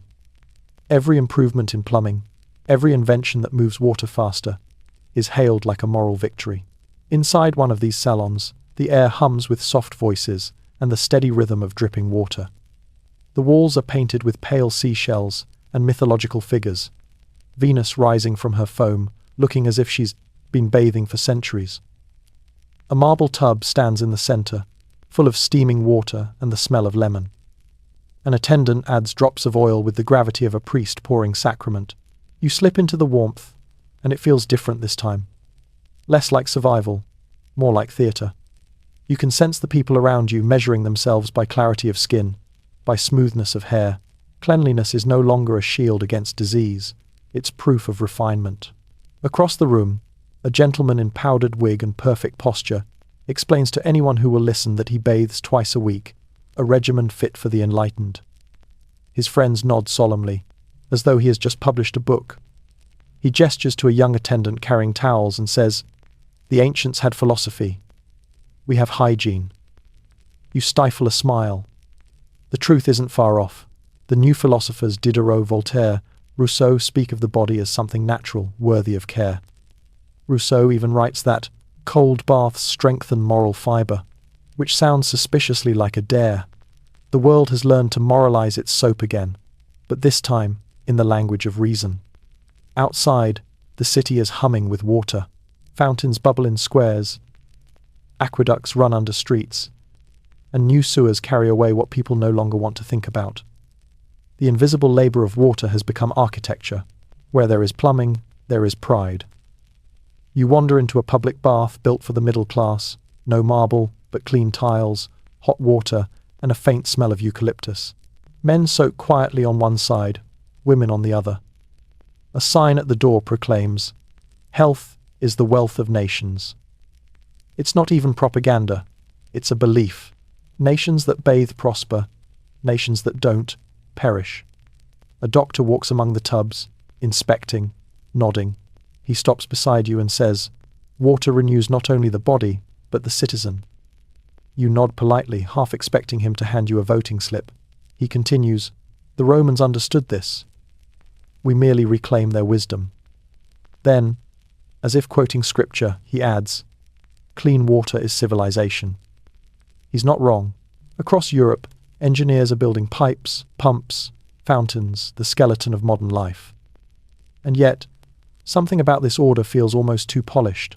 The chaos, the laughter, the flirtation of the medieval baths are gone. The steam has been disciplined. You think of the old bathkeeper, his rough hands stirring herbs, his voice full of stories. He would find this silence unbearable. A woman beside you dips a small cloth into her bath and dabs her neck delicately. "They say too much washing steals the natural oils," she murmurs. "But I can't help it. I feel born again every time." You smile. Rebirth is still the promise water sells best. Later, as you dry off, you glance at yourself in a polished mirror. Your face looks clear, your hair damp and orderly. You realize that for the first time, you're seeing your reflection not as survival, but as design. Outside, a young chimney sweep walks by, face black with soot. A lady crosses the street to avoid him. Cleanliness, it seems, has finally chosen sides. You watch him disappear down the alley and wonder whether, in purifying the body, the world has dirtied its empathy. The afternoon light slants across the city like a wash of gold. In the distance, a fountain sprays mist into the air. Children run through it laughing, their giggles echoing off the stone facades. For a moment, the scene feels ancient again. The same joy, the same water, only reframed in marble. You close your eyes, listening to the sound. Splash, laughter, wind, drip. It's the same rhythm that once filled the wooden baths of the Middle Ages, the same heartbeat of steam and chatter. The bath, now civilized, has lost its rough edges, but not its spirit. The water still carries memory. And as you walk home through the clean streets, the smell of lemon oil fading from your skin, you realize that somewhere between superstition and science, water has become something even larger. A mirror for the age itself, clear, disciplined, beautiful, and just a little afraid of dirt. By now, the centuries have turned again. The carriages outside your window have grown faster, louder. Their wheels no longer groan against stone, but rattle over something new. Paved roads, built for a world that no longer has time to stroll. Chimneys have multiplied like weeds, and the air, once perfumed by herbs and soap, now smells faintly of coal, iron, and ambition. You step out into this new century, the 19th, and immediately feel the difference. Steam no longer rises only from bathhouses. It rises from machines. The air hums with invention. Everything that once required hands and buckets now happens at the pull of a lever. The world, it seems, has rediscovered water, but this time not for peace, for power. You walk through a factory district on the edge of town. Pipes hiss, gears turn, men shout above the roar of furnaces. Every building breathes smoke. The river, once clear and holy, runs thick and grey. It doesn't sing anymore, it hisses, as though angry. And yet, even here, people are cleaner than ever. Soap has become industry, not art. Bars stamped with company names Piers, Lever, Colgate sit proudly in shop windows beside sewing machines and pocket watches. Advertisements promise that a single wash can lift you from poverty to gentility. Cleanliness is respectability, one slogan declares, printed above the smiling face of a woman in starched white linen. You pause in front of a poster, showing a miner emerging from a bath, transformed into a gentleman. The caption reads, "Soap is civilization." You remember when monks whispered the same about water, but here, in bright ink and stiff fonts, it sounds less like prayer and more like marketing. In a small tenement across the street, you hear laughter. Inside, a family crowds around a tin bathtub. The father pours hot water from a kettle, steam fogging the single window. The mother scrubs their youngest with a bar of yellow soap. The children giggle as the bubbles rise, pretending they're clouds. It's humble, noisy, real, exactly what all the advertisements try to romanticize. You can smell the faint scent of carbolic soap, sharp, medical, trustworthy. It's the scent of progress, though it stings the skin. People no longer fear washing, they fear not washing enough. Across the city, public bathhouses reopen, this time under municipal banners. They're clean, efficient, tiled in white, and trimmed with iron. Men and women enter separately, clutching towels, stepping into warm water with something like gratitude. It's not about pleasure anymore, it's about hygiene, about morality. The reformers call it the bath of the people. A sign at one bathhouse entrance reads, "For the working classes, 2 pence for soap, 1 penny for water." You stand at the doorway, watching a line of workers waiting patiently in the cold. Their faces are tired but expectant. Inside, the steam glows faintly against the gas lamps. One man leaving the bath stops, beside you. His hair is wet, his face flushed. "Never thought I'd see clean water for everyone," he says. "My father said only kings and corpses got washed." He laughs, shaking his head. "Guess times change." You nod, smiling. "They always do." He walks away, and you linger at the door a little longer. The sound of splashing, of voices echoing against tile, feels both new and ancient. The centuries of fear and superstition have finally been washed away, replaced by order, progress, policy. Cleanliness has become a right, a civic duty. But even progress has its price.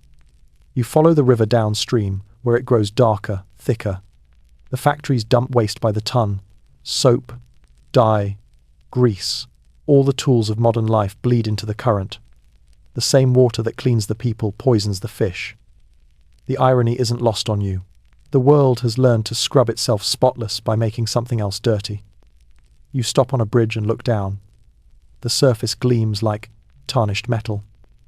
Somewhere beneath, the river's true self is still flowing, older, quieter, patient as ever. You can almost hear it muttering beneath the grime. "You'll come back to me." You always do. Back in town, you pass a small shop selling household goods. In the window, beside the soaps and towels, you see something new, a porcelain sink with brass faucets. A sign reads, "Water on demand, the future of clean." You run your fingers over the polished surface. Cold, smooth, immaculate. The idea that water could appear simply by turning a tap feels like magic. Or, perhaps, the most practical miracle of all. Inside, a salesman explains how the new indoor plumbing works. "Every respectable home will have it soon," he says. "Baths too, private ones. The bathhouse will be obsolete." You think of the monks, the washerwomen, the travelers sharing laughter in the steam. You think of how the bath once meant community, story, and survival. Now, it's turning into solitude. You leave the shop and walk home through the soft glow of gaslight.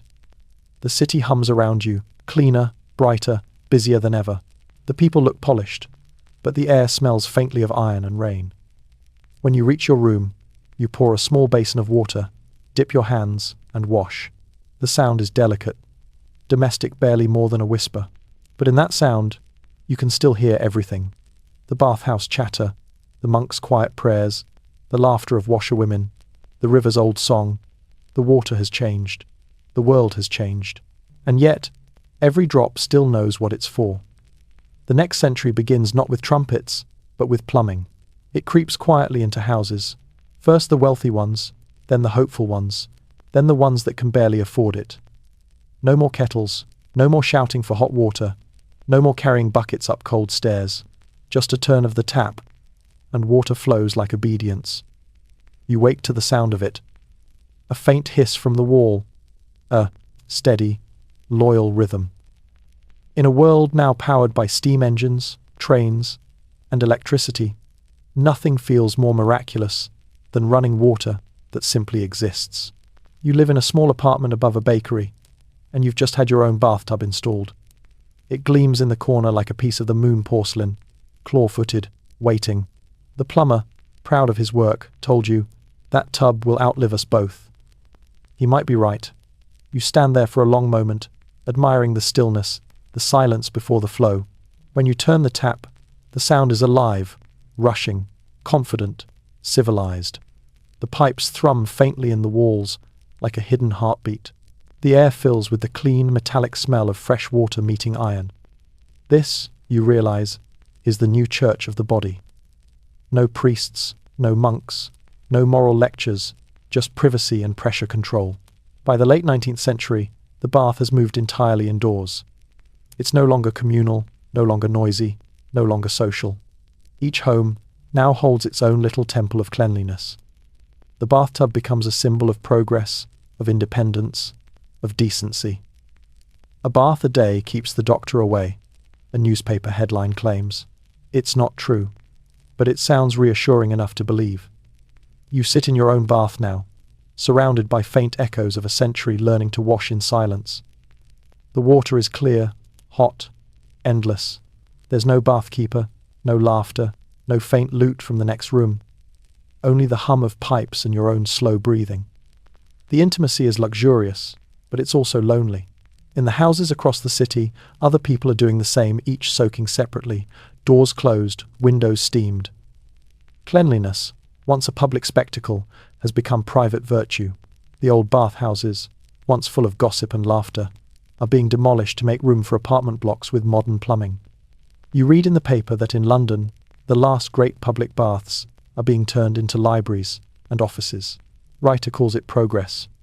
You wonder if progress always means quieter. Outside, rain begins to fall steady, insistent. You listen to it strike the roof, another rhythm of water against metal.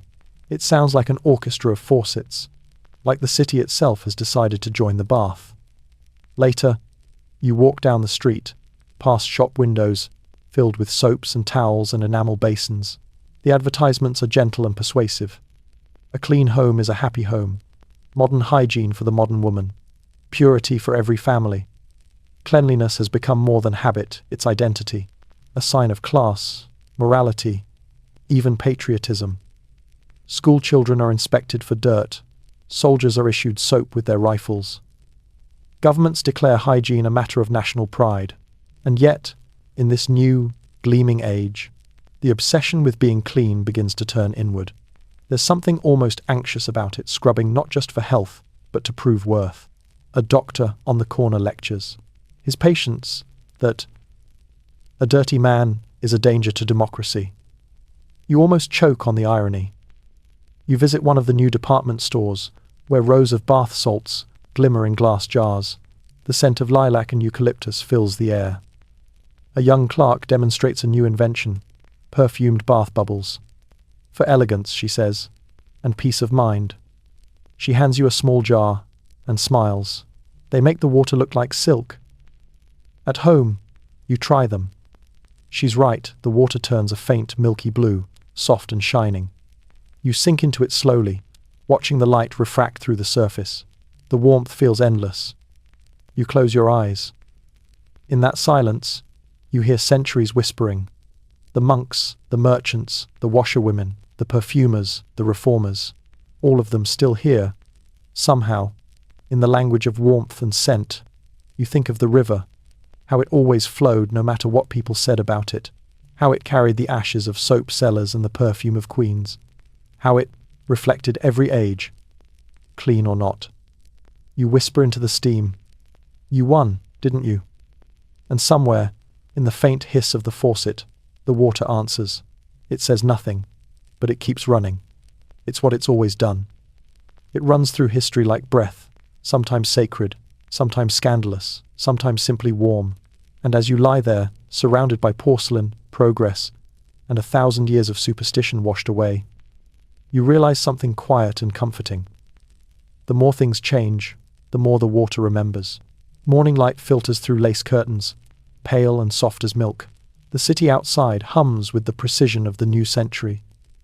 Early 1900s now, with pipes that sing in every wall and advertisements that promise salvation in a bottle. The world has fallen head over heels in love with cleanliness. You wake to the sound of water again, your neighbour's bath this time. The pipes in the wall sigh gently. A domestic lullaby. The smell of soap drifts faintly through the floorboards. Floral, chemical, proud. It's the scent of a civilization that believes itself pure. You wash your face in the sink basin with running water that never runs out. You could, if you wanted, let it flow all day. It's tempting. The miracle has become routine. People no longer thank the water. They expect it. Outside, the streets are lined with new inventions designed to keep the world spotless. Public drinking fountains, shaped like angels. Street washers spraying down the cobblestones each morning. Disinfection stations at train depots where travelers can rinse their hands in carbolic solution before boarding. Everything sparkles, or at least pretends to. On every wall, you see posters. Lifebuoy saves lives. Ivory soap it floats. Cleanliness is next to godliness and endorsed by your doctor. The message is clear. Clean people are good people. Modern people, safe people. You buy a newspaper and sit by a cafe window. One article warns about invisible enemies. Germs, they call them now. You can't see them, but they're everywhere. In the air, on doorknobs, in your breath. The germ has replaced the demon, but the ritual is the same. Wash, pray, repeat. A woman at the next table spritzes disinfectant on her gloves before sipping tea. Doctor's orders, she says cheerfully. Her companion nods. I heard Queen Victoria washed her hands 6 times a day. They both sigh, admiringly. Cleanliness has become royalty's last secret weapon. You walk past a barbershop window where a sign declares, hot baths, shaves, and sanitary towels for gentlemen. Inside, a man sits in a white enamel tub, newspaper propped against his knees. Another man lathers his beard beside him. Steam fills the air, scented faintly of mint and ambition. The barber hums as he sharpens his razor, proud to preside over this temple of modern virtue. In the back room, a gramophone plays a soft waltz. The sound of brass and bubbles together feels strangely harmonious, like the century itself, confident and mechanical. The bath, once humble and holy, has become glamorous. In Paris, department stores sell perfume and soap as luxury art. In New York, advertisements claim that a proper lady must smell like lilies, from head to hem. In London, entire books are written about hygiene, etiquette, how to wash politely, gracefully, without making it look like work. You visit one of the new bathhouses built for the middle classes. It's tiled in white, trimmed in chrome, lit by electric bulbs so bright they hum. Everything gleams. The attendants wear spotless uniforms, moving with quiet efficiency. It feels less like a bath and more like surgery. A sign on the wall reads, "Dirt is disorder. Cleanliness is progress." You realize it's not just about soap anymore, it's ideology. The age has decided that purity is a form of power. Nations build public baths as proof of moral superiority. Colonies are sanitized. Hospitals become laboratories of control. The obsession spreads faster than the germs ever did. You step into a stall and turn on the tap. The water bursts forth with confident force. It smells faintly of chlorine, the new guardian of purity. It's clean, yes, but not soft. The water of this century doesn't soothe. It sterilizes. As you wash, you remember the medieval bathhouses, the laughter, the music, the mess.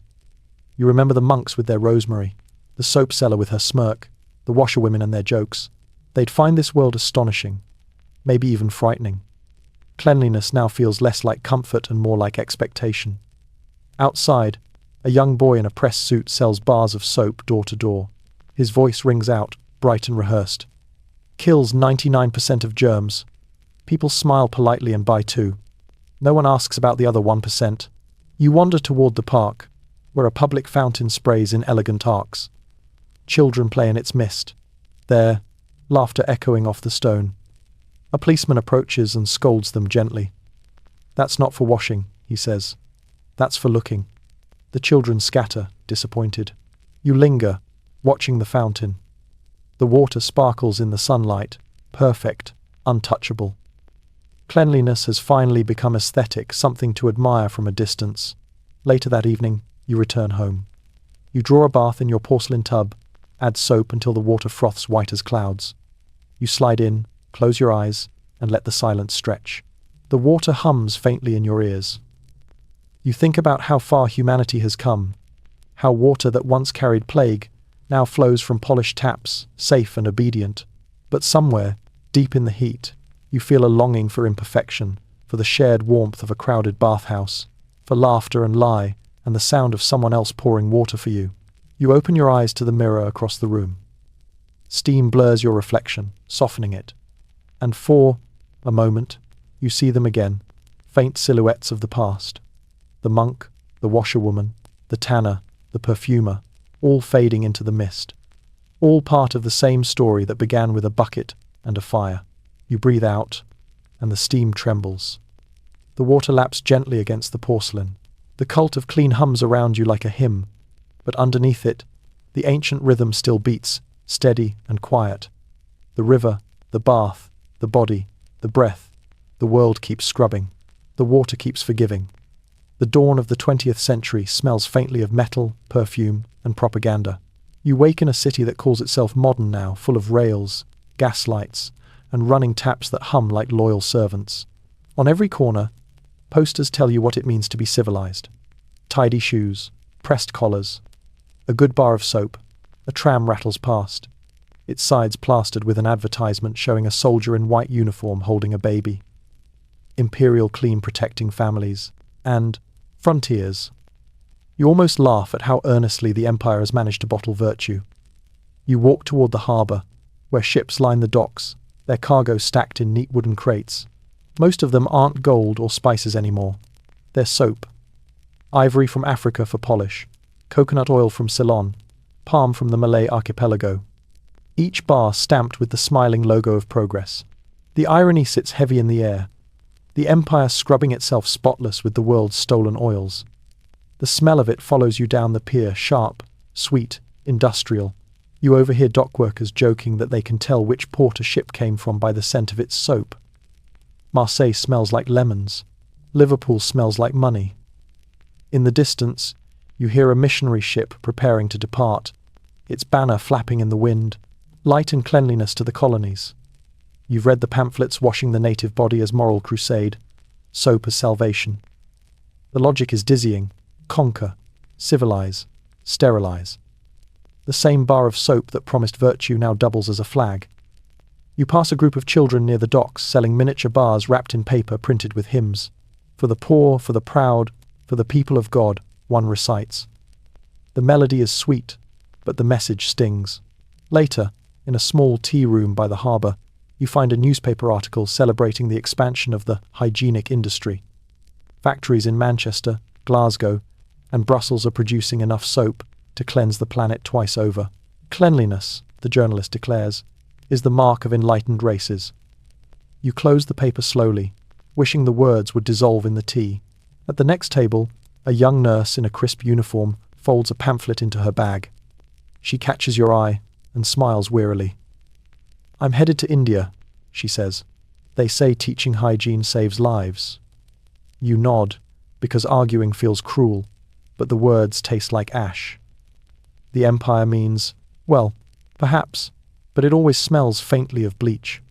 Outside, the rain begins a thin, grey drizzle that blurs the harbour and polishes the cobblestones. The runoff from the factories turns the gutters white with foam. The water smells faintly floral, faintly wrong. You crouch down, run a finger through it, and think, the river has learned to bubble without laughter. That night, you walk through the industrial quarter. Through open windows, you see women in aprons, stirring great vats of soap, the steam thick and sweet, the rhythm mechanical. They work by gaslight, eyes tired, hands raw from the very product they make. Progress has a texture, and it's rough. A factory bell rings, and they step outside, exhaling clouds of vapor into the cold. One of them catches you looking and shrugs. "It's honest work," she says, rubbing her wrists. "At least it smells better than coal." You nod. She's right, and yet you can't help but notice how the smell of cleanliness has begun to hide the scent of exhaustion. Back in your rented room, you open a fresh bar of soap from its paper wrapping. The label reads, "Sunlight, for health, for home, for empire." You hold it under your nose. It smells bright, lemony, triumphant. You wash your hands, watch the foam gather in the basin, the water carrying it away like a whisper of guilt. You think of the rivers far away, the ones that gave up their oils and plants so that this basin could gleam. You imagine monks watching from another century, silent, uncertain whether to pray or weep. Somewhere in the distance, church bells ring not for worship, but for shift change. The sound blends with the hiss of the rain and the rhythm of the pipes, forming a new kind of liturgy. Labor, rinse, repeat. You lean out the window. Below, the city glows faintly from the soap factory's lights, an industrial halo of cleanliness. Steam drifts over the rooftops, illuminated by gas lamps, soft, ghostly, strangely, beautiful. For a moment, you imagine the entire world bathing at once, ships, soldiers, servants, cities, all trying to wash away something they can't quite name. You whisper into the night, half prayer, half observation, clean hands, dirty history.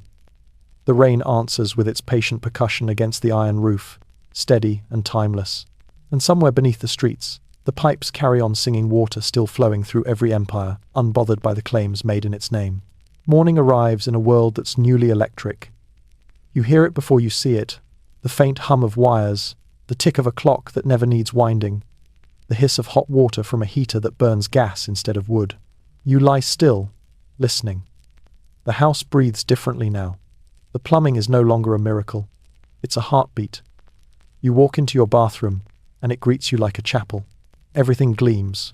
Porcelain, chrome, mirror. The tiles are white, pure white, the official color of modern virtue. Nothing medieval, nothing organic, nothing left to chance.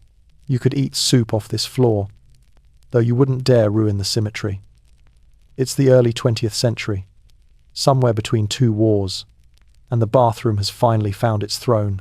In a few short decades, it has become the most private room in the world, the one space where people can look at themselves and pretend civilization is working. You turn the tap. Water bursts out confidently, almost impatiently. Hot water, on demand, something emperors once dreamed of. You wash your face. The water smells faintly metallic, but it's clean, reliable, endless. In newspapers and magazines, you read that the modern citizen must bathe daily. Clean bodies build strong nations, one headline declares. The tub is your temple. Even the advertisements are sermons now. Smiling families, gleaming bathrooms, the word pure printed in fonts tall as hope.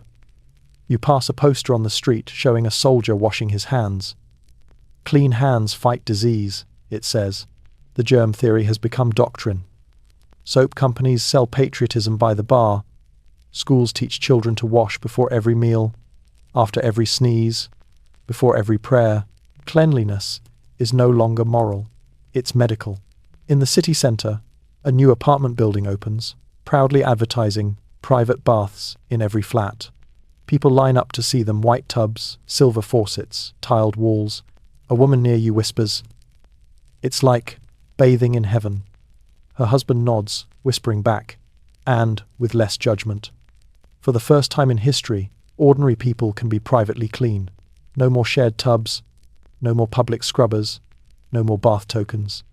The sound of water behind closed doors has become the soundtrack of progress. But privacy, like any luxury, changes the rhythm of the world. The laughter of the old communal baths is gone. The gossip, the accidental intimacy, all dissolved in porcelain and plumbing. Bathing has become solitary, almost sacred. The mirror on the wall becomes a new kind of audience. You visit a friend's house, a grand affair, with polished floors and brass fixtures. He shows you his bathroom proudly, like a collector unveiling a rare gem. Imported fittings, he says, patting the faucet. Italian marble, the very latest. He turns the tap, and the water gushes out like applause. Civilization, he announces, hot and cold. You smile, but inside you wonder if, maybe civilization has simply found a quieter form of vanity. Later, As you stroll home through the city streets, you notice how everything has been redesigned to look clean. The hospitals, the trains, even the uniforms of street cleaners. White, polished, stainless. Dirt has been banished, at least from sight. And yet, beneath the shining surface, the world is trembling. In hospitals, the wounded line up in sterile corridors. Soldiers are scrubbed before battle and buried in disinfected trenches. Cleanliness becomes its own kind of illusion, a way to believe that order can hold back chaos. You sit by your window that night, listening to the pipes murmur softly in the walls. The water moves unseen through miles of metal veins, connecting every room, every hand, every life. You realize the entire city is bound together, not by politics or faith, but by plumbing. The next morning, you wake early, drawn to the sound of running water again. It's comforting, predictable. You run a bath, pour in a handful of salts, and watch them dissolve. The water shimmers faintly blue. You sink in slowly, closing your eyes. The warmth envelops you. The tiles reflect the sunlight in tiny ripples. You could be anywhere, any century. The water feels the same, ancient, familiar, alive. Somewhere in the faint roar of the faucet, you imagine the voices of the past. Monks humming over steaming vats, washerwomen laughing by the river, perfumers mixing herbs in crowded markets. All of them still here, folded inside this simple sound. The world has turned the act of bathing into a private religion, but the faith itself remains unchanged. The prayer is the same as it ever was. Let the world wash off me for a moment. You lean back, submerge your ears, and the world goes silent, except for the heartbeat of the water. It feels like forgiveness. And when you rise, dripping and new again, the mirror greets you like a patient witness to the timeless ritual of being human, dirty, hopeful, and endlessly trying to be clean. You wake to a world made of faucets. The year feels like the middle of the 20th century modern, humming, clean, in the way that cities only pretend to be. Every building has water. Every home has a bathroom. The sound of running taps fills the background of life like a national anthem. You walk out onto a balcony and see laundry lines fluttering between windows, white sheets waving like surrendered flags. Below, milkmen clink bottles onto doorsteps. Postmen deliver newspapers full of instructions. Sanitize everything. The air smells faintly of soap and boiled linen. The modern century has a new obsession, not just with cleanliness, but with the illusion of control. Germs, disease, odor, each one a tiny threat to be conquered. You can buy entire shelves of reassurance, disinfectant sprays, fluoride toothpaste, deodorants with names that sound like battleships. Every household becomes a small laboratory, every mother a chemist in slippers. You stroll into a pharmacy glowing in fluorescent light. Rows of glass bottles gleam like small miracles. Kill 99.9% of germs, declares one label. Guaranteed hygiene, says another. The shopkeeper, a man in a pressed white coat, smiles as if selling redemption. Science, he says proudly, tapping a bar of soap, has replaced superstition. You nod politely, though it doesn't feel so different from faith. The prayers are just printed smaller now, on the backs of packages. Outside, a billboard shows a woman in pearls holding a towel. Her bathtub sparkles brighter than logic. The caption reads, "Cleanliness is confidence." You realize the language of purity has shifted again from holiness to happiness. People don't wash to save their souls anymore. They wash to sell them better. You stop by a laundromat, one of the newest wonders of the age. Through a wide glass window, rows of washing machines whirl in hypnotic rhythm. White shirts spin like ghosts caught, mid-dance. The hum of water and metal fills the air, a chorus of mechanical river gods. A sign above the door says simply, "Freedom is a clean shirt." Inside, a woman folds warm clothes into neat stacks.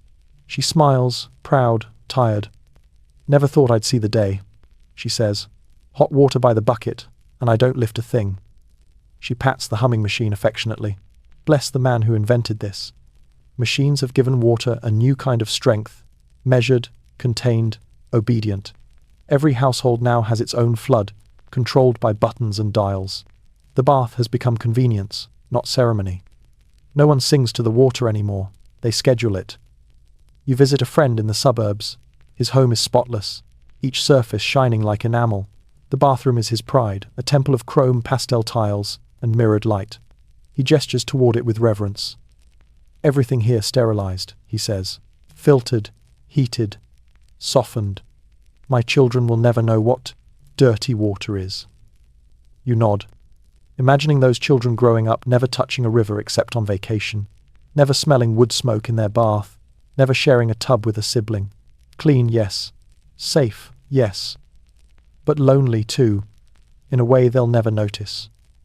The world outside mirrors the same transformation. Cities pipe in water from distant mountains. Governments boast about sanitation systems as emblems of progress. Engineers are the new priests, sewage plants, the new cathedrals. Public health, the newspapers proclaim, is the foundation of civilization. And perhaps they're right. People live longer, disease retreats, and the river that once carried plague now carries triumph. But beneath that triumph, there's unease. Advertisements whisper fears of imperfection. Odor, acne, dandruff, decay. Cleanliness is no longer enough. Now it must be constant, invisible, absolute. The water runs endlessly through pipes, but so does the anxiety. You find yourself in a small diner, eating breakfast beside a man reading a hygiene pamphlet. He folds it carefully and says, "They say cleanliness keeps the mind sharp, keeps the country strong." You ask him how often he bathes. "Every morning," he says proudly. "Sometimes twice. You never know what clings to you out there." He smiles, but his eyes flicker like someone who's never quite clean enough. That night, you draw your own bath. The water smells faintly of chlorine and lavender, sterile and soft at once. The tiles are pale green, the light too bright. You lower yourself in slowly, feeling the water slide over you like glass. It's pleasant, efficient, perfect, but it feels thin. You miss the chaos of steam, the noise of wooden tubs, the earthy weight of imperfection. You miss the human messiness of it all. The water hums faintly as it fills the tub, a mechanical lullaby. You close your eyes and try to imagine this same ritual centuries ago. A monk pouring herbs into boiling water, a woman singing to her child in a tin basin, a washerwoman laughing in the cold river mist. Every age believes it has perfected the act of washing. But the truth is simpler and older. We don't wash to be pure. We wash to remember that we can begin again. You sink deeper until your ears are under. The world muffles to a heartbeat and a hiss. The century may have traded faith for faucets, but the prayer remains unchanged. Let this be enough. Let me start clean. When you open your eyes, the light above shimmers through the surface like a halo, and you realize the dream of perfect hygiene isn't really about water at all. It's about forgetting that we're made of it. The calendar pages have turned again, quietly. It's the late 20th century now, and water no longer feels ancient. It feels manufactured, bottled, branded, chlorinated, piped, sold. The world hums under fluorescent light, and cleanliness has become an industry, not an instinct. You wake in a bathroom tiled like a laboratory. Everything gleams too brightly to be trusted. Pastel plastic, chrome fixtures, lemon-scented disinfectant. The mirror doesn't fog easily any more progress, apparently. A single bottle of shampoo promises to restore natural purity. You wonder when purity ever came in a pump bottle. You brush your teeth with mint foam that tastes like chemistry, turn the tap, and let the water run cold. It arrives instantly, clear and anonymous, traveling hundreds of miles through pipes you'll never see. The miracle has become mechanical. Outside, the world smells faintly of detergent. Laundromats blink with neon signs. Supermarkets display aisles of soap like small altars to consumer grace. Ivory, Dove, Dial, Safeguard. Each a variation of the same word, clean. Bottled water lines the shelves, promising purity, spring source, mountain spirit, even oxygen infusion. You almost laugh. The medieval bathhouse would have sold the same thing minus the plastic. You walk past a billboard showing a woman under a shower, eyes closed in ecstasy. The tagline reads, "Feel new again every morning." It's not just cleanliness anymore. It's transcendence through plumbing. But beneath that glossy imagery, the water is running out. The newspapers talk about droughts, shortages, rivers choked with foam. The same detergents that polished civilization now shimmer in the oceans, turning beaches into rainbow slicks. You remember the soap factories of the 1800s, the white foam in the gutters. The river, you think, is still carrying the cost of every clean hand. In your apartment, the hum of the washing machine merges with the buzz of the refrigerator and the whisper of air conditioning, a domestic symphony of artificial rivers. Water has become electricity's quiet accomplice, always flowing, always working, unseen.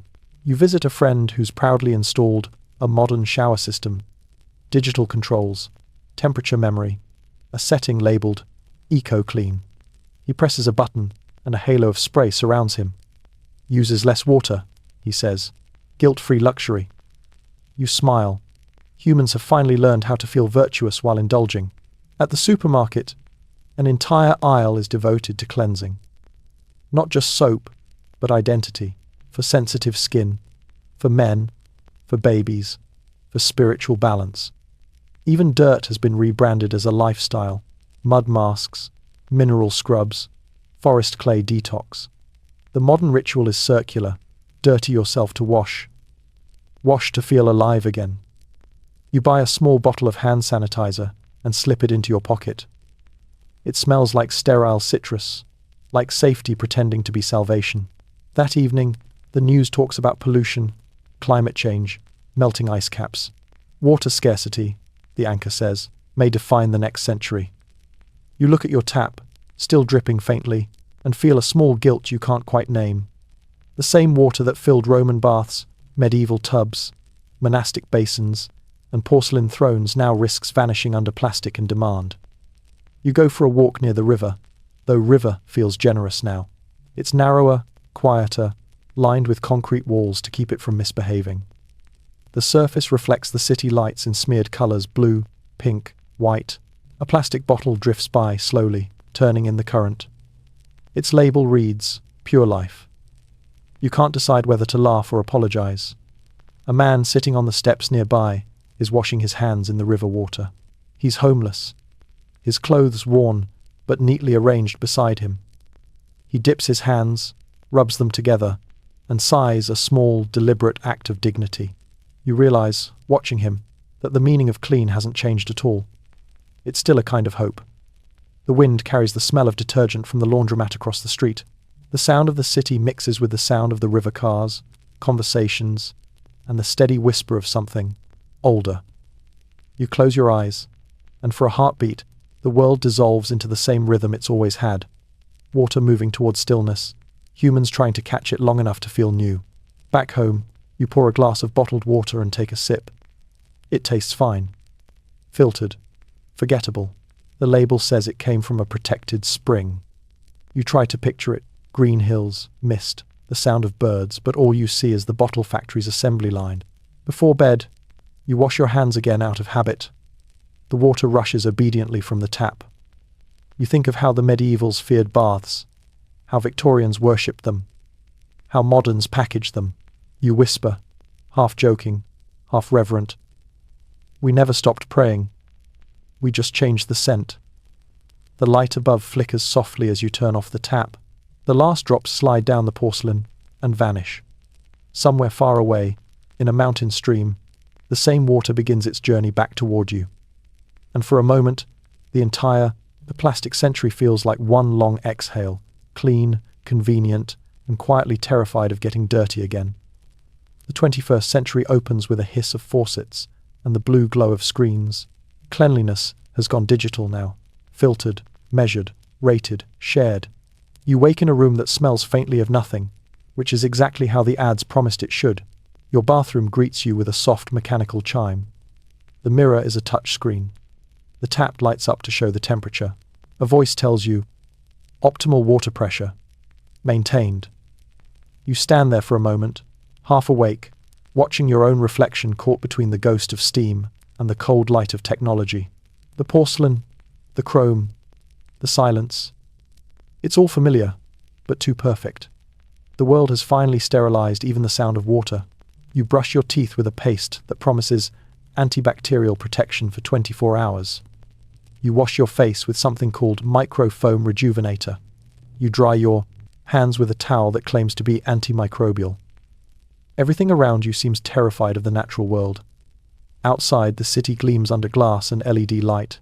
Trains hum like pulse lines. Every cafe has a bottle of sanitizer by the door. Every handrail smells faintly of alcohol. Children grow up knowing more about germs than about mud. Stay clean isn't advice anymore, it's doctrine. The ads say it with conviction. 99.99% pure. Kills what you can't see. Because dirty is dangerous. You think of how far the story has travelled from monks washing in blessed springs to people wiping screens with disinfectant. Wipes. The same fear, dressed in a lab coat. You pass a park fountain that once sprayed mist for children to run through. It's dry now, temporarily disabled for hygiene. The benches shine under a thin film of sanitizer. Even the pigeons look cautious. You stop for coffee, where the barista wears gloves and smiles behind a clear, plastic shield. Tap to pay, she says, holding out a device. No coins, no touch, no exchange. You tap your card, hear the beep, and suddenly remember the sound of coins falling into the bathhouse chest. Centuries ago, metal meeting metal, human meeting human. A notification on your phone pings. Hydration reminder. You haven't had enough water today.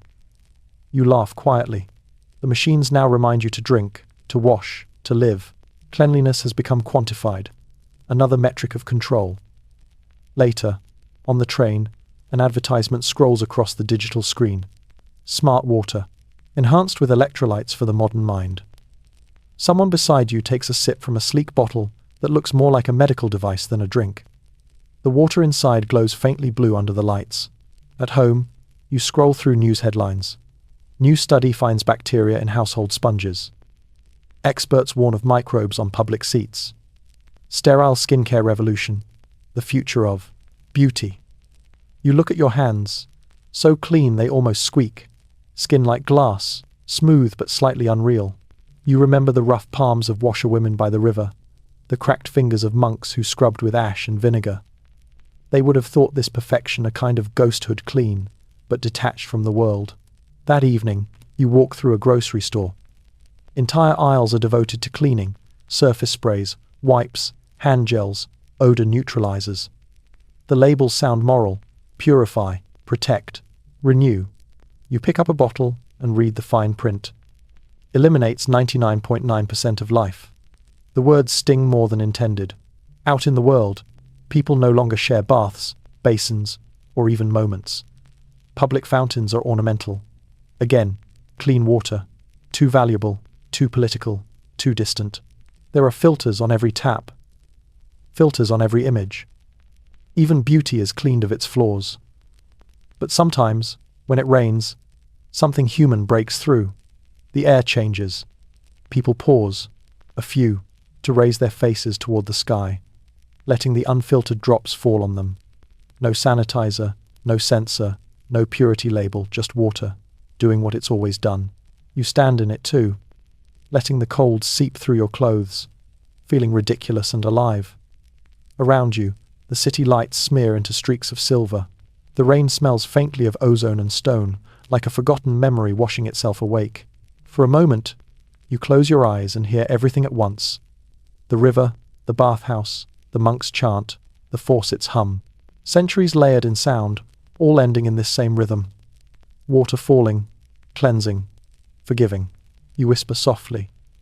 We've made the world too clean to feel real. And the rain, as if answering, lands on your face, cooling your skin, tracing the edge of your jaw like something ancient reclaiming you. Later, when you return home, the door scans your temperature before letting you in. The mirror greets you again. Hand-washing reminder. You obey. The water runs warm and obedient. But as it slides over your fingers, you remember the river, the laughter, the shared warmth of bodies in the steam. You remember when washing wasn't sterile, it was human. And even now, as you dry your hands under a sterile light, you feel it, that quiet pulse beneath all the disinfectant and data. Water, remembering who it used to be. And perhaps, remembering you. The year doesn't matter anymore. The air hums with the same filtered breath everywhere you go. You wake up to another sterile dawn, white curtains swaying in conditioned air, The world outside your window looks like it's been wiped down, roads washed by sprinkler systems, buildings gleaming with self-cleaning glass, people walking in perfect, unsmudged reflections. Your home smells faintly of ozone and lavender detergent, a pleasant nothingness. Every surface shines, every edge soft. You stretch, open the app that tracks your hygiene score, and watch the numbers climb. Hydration good, air purity excellent, skin bacteria reduced. Congratulations, you're statistically spotless. In this future, being clean isn't an act anymore. It's an algorithm.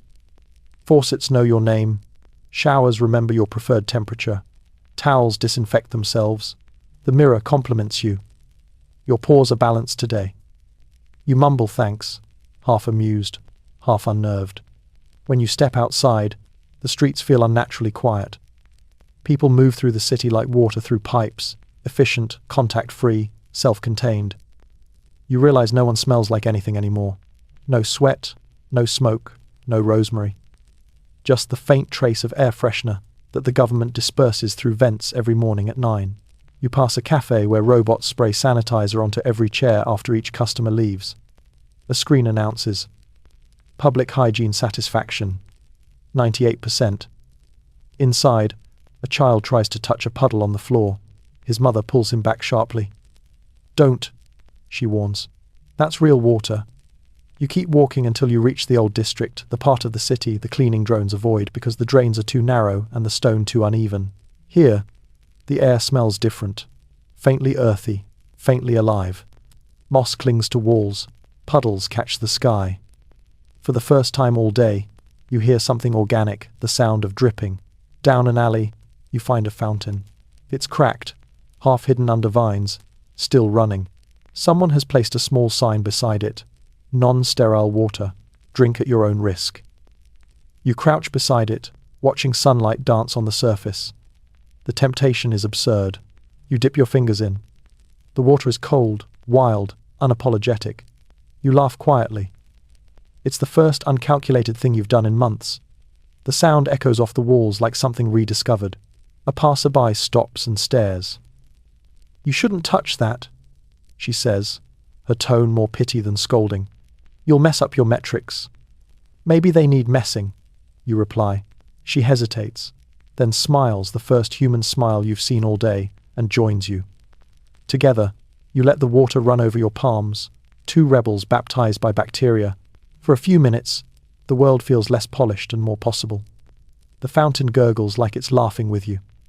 You think about every century that came before, the monks blessing wells, the peasants sharing tubs, the Victorians scrubbing for virtue, the factory workers scenting their soap with hope.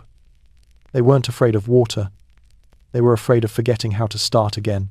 When you stand to leave, your hands smell faintly of stone and time. It's not pleasant, exactly, but it's real. You wipe them on your trousers and grin. On your way home, the city's sensors ping softly at you. Contamination detected. Proceed to cleansing bay. You walk past them without slowing. The sky above looks hazy, but beautiful in its imperfection. That night, you ignore the mirror's reminder. You skip the sterilizing rinse. You fill the sink instead, and splash your face with the same old tap water that's been circling the planet for 4 billion years. It smells faintly metallic, faintly human. You whisper into the mirror, "It's just us again." Somewhere deep in the pipes, you swear the water answers not in words, but in the slow rhythm of a heartbeat returning. You smile. For the first time, being clean feels a little like being alive. You dream of rivers again, not the thin silver lines that run beneath cities, but the wide, unhurried kind that smell of mud and trees and time. In the dream, you are waist-deep in it, and there are voices all around you, some laughing, some whispering, all familiar. When you wake, you can still feel the cool pull of the current against your skin. Morning. The mirror lights up as usual, but you wave it quiet. The house hums its checklist, air filter on, humidity balanced, bacteria count acceptable. You switch it all off. The silence that follows feels enormous. For a moment, you can hear the faint, natural sound of water moving through pipes behind the walls. It sounds like memory. You fill a bowl from the tap, watch the surface tremble, and realize that what runs through these pipes isn't just utility, it's history. The same molecules that once steamed inside Roman baths, cooled in monastic wells, splashed on washerwomen's arms, glided through factory drains. The same drops that once rolled down your ancestors' faces after a long day of work or prayer or laughter. You carry the bowl to the window and pour it into a potted plant. The soil drinks greedily, grateful. You smile. Somewhere, a monk would have called that a blessing. Outside, the rain begins again, softly at first, then steady. People hurry beneath awnings, shielding their perfect coats. You don't. You step into it. The drops hit your face cold, unfiltered, alive. You taste iron, sky, and something older. The city around you blurs, edges softened by weather, all its sterile glass streaked with proof that the world still touches itself. In the distance, the old fountain still runs. You walk toward it, shoes splashing in shallow puddles. Others have gathered there tonight. A few children, a man with a dog, an old woman sitting quietly. They're letting the rain fall, no one stopping them. It feels almost like a secret meeting of believers who never agreed to the new religion of sterile air. Someone begins humming low, tuneless, content. The sound reminds you of the bathhouses centuries ago, where songs and chatter rose through the steam. You close your eyes, and for a moment, all those voices return. The bathkeeper stirring the fire, the merchant boasting, the monk praying, the washerwoman laughing, all of them mixing with the steady sound of rain. The water runs down your neck, soaking your collar. You don't care. You whisper, "You never left, did you?" The fountain answers in ripples. No words, only movement. But you understand. The water never left. It only changed shape: river, tub, pipe, cloud, tear, rain. It has always been here, waiting for people to remember that cleanliness was never about erasing the world, but rejoining it. When you finally turn homeward, the city looks softer, almost human again. Lights glow behind fogged windows. The smell of wet earth rises from the cracks in the pavement. For the first time in years, you feel like the world is breathing with you, not around you. You walk inside dripping, trail a small river across the floor, and don't wipe it up. You sit down, listening to the quiet drip of water from your sleeves. It sounds like a clock counting something gentler than time. You whisper into the stillness, "Thank you." And somewhere deep below, the pipes answer with a sigh. Night settles slowly. The air smells faintly of rain and soap, history's twin perfumes. You draw one more bath, not a smart bath, not measured, not filtered, just hot water, rising and hissing like it remembers how to live. Steam curls against the ceiling. You step in and let it take you. The warmth presses gently at your chest, your ears, your thoughts. Every century seems to exhale through the heat. You can almost see them, the monks, the merchants, the washerwomen, the perfumers, the factory girls, the modern dreamers, each washing something. From their skin, mud, fear, perfume, dust, memory. The water laps softly. Outside, the city hums on, sterile and shining. But here in this room, the world is simple again. Breath, warmth, gravity, heartbeat. You sink deeper until your ears go under. The sound changes muffled, oceanic. You can hear your pulse blending with the faint roar of the water heater, the whisper of pipes. It feels like floating inside the planet's bloodstream. You think of the first time humans ever bathed, hands cupped under a spring, eyes closing in relief. You think of every bath since, each one a small declaration that life can begin again. You realize that this has never really been a story about soap or science. It's been a story about hope disguised as hygiene. When you rise, the steam clings to your skin, heavy with the smell of warmth and time. You dry off slowly, leaving wet footprints that glitter faintly in the light. They'll vanish soon, but not before proving you were here alive, rinsed, temporary. You whisper one last thought to the empty room. We wash not to be clean, but to remember we belong to the water. The faucet drips once, twice, a quiet heartbeat.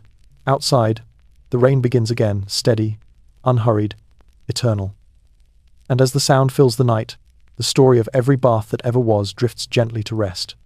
Now the water stills, the steam thins, the night softens. You breathe slower, feeling the warmth fade into calm. Every sound around you, rain, heartbeat, silence, melts together into one long exhale. You imagine lying back beneath the stars, clean not in body but in spirit, washed by centuries of human hands. The monks have stopped chanting. The bathhouse has gone quiet. The city hums softly in its sleep. Everything is forgiven. Everything is at rest. You close your eyes, and somewhere in the distance, the water keeps moving. Patient, endless, carrying your dreams downstream toward the sea.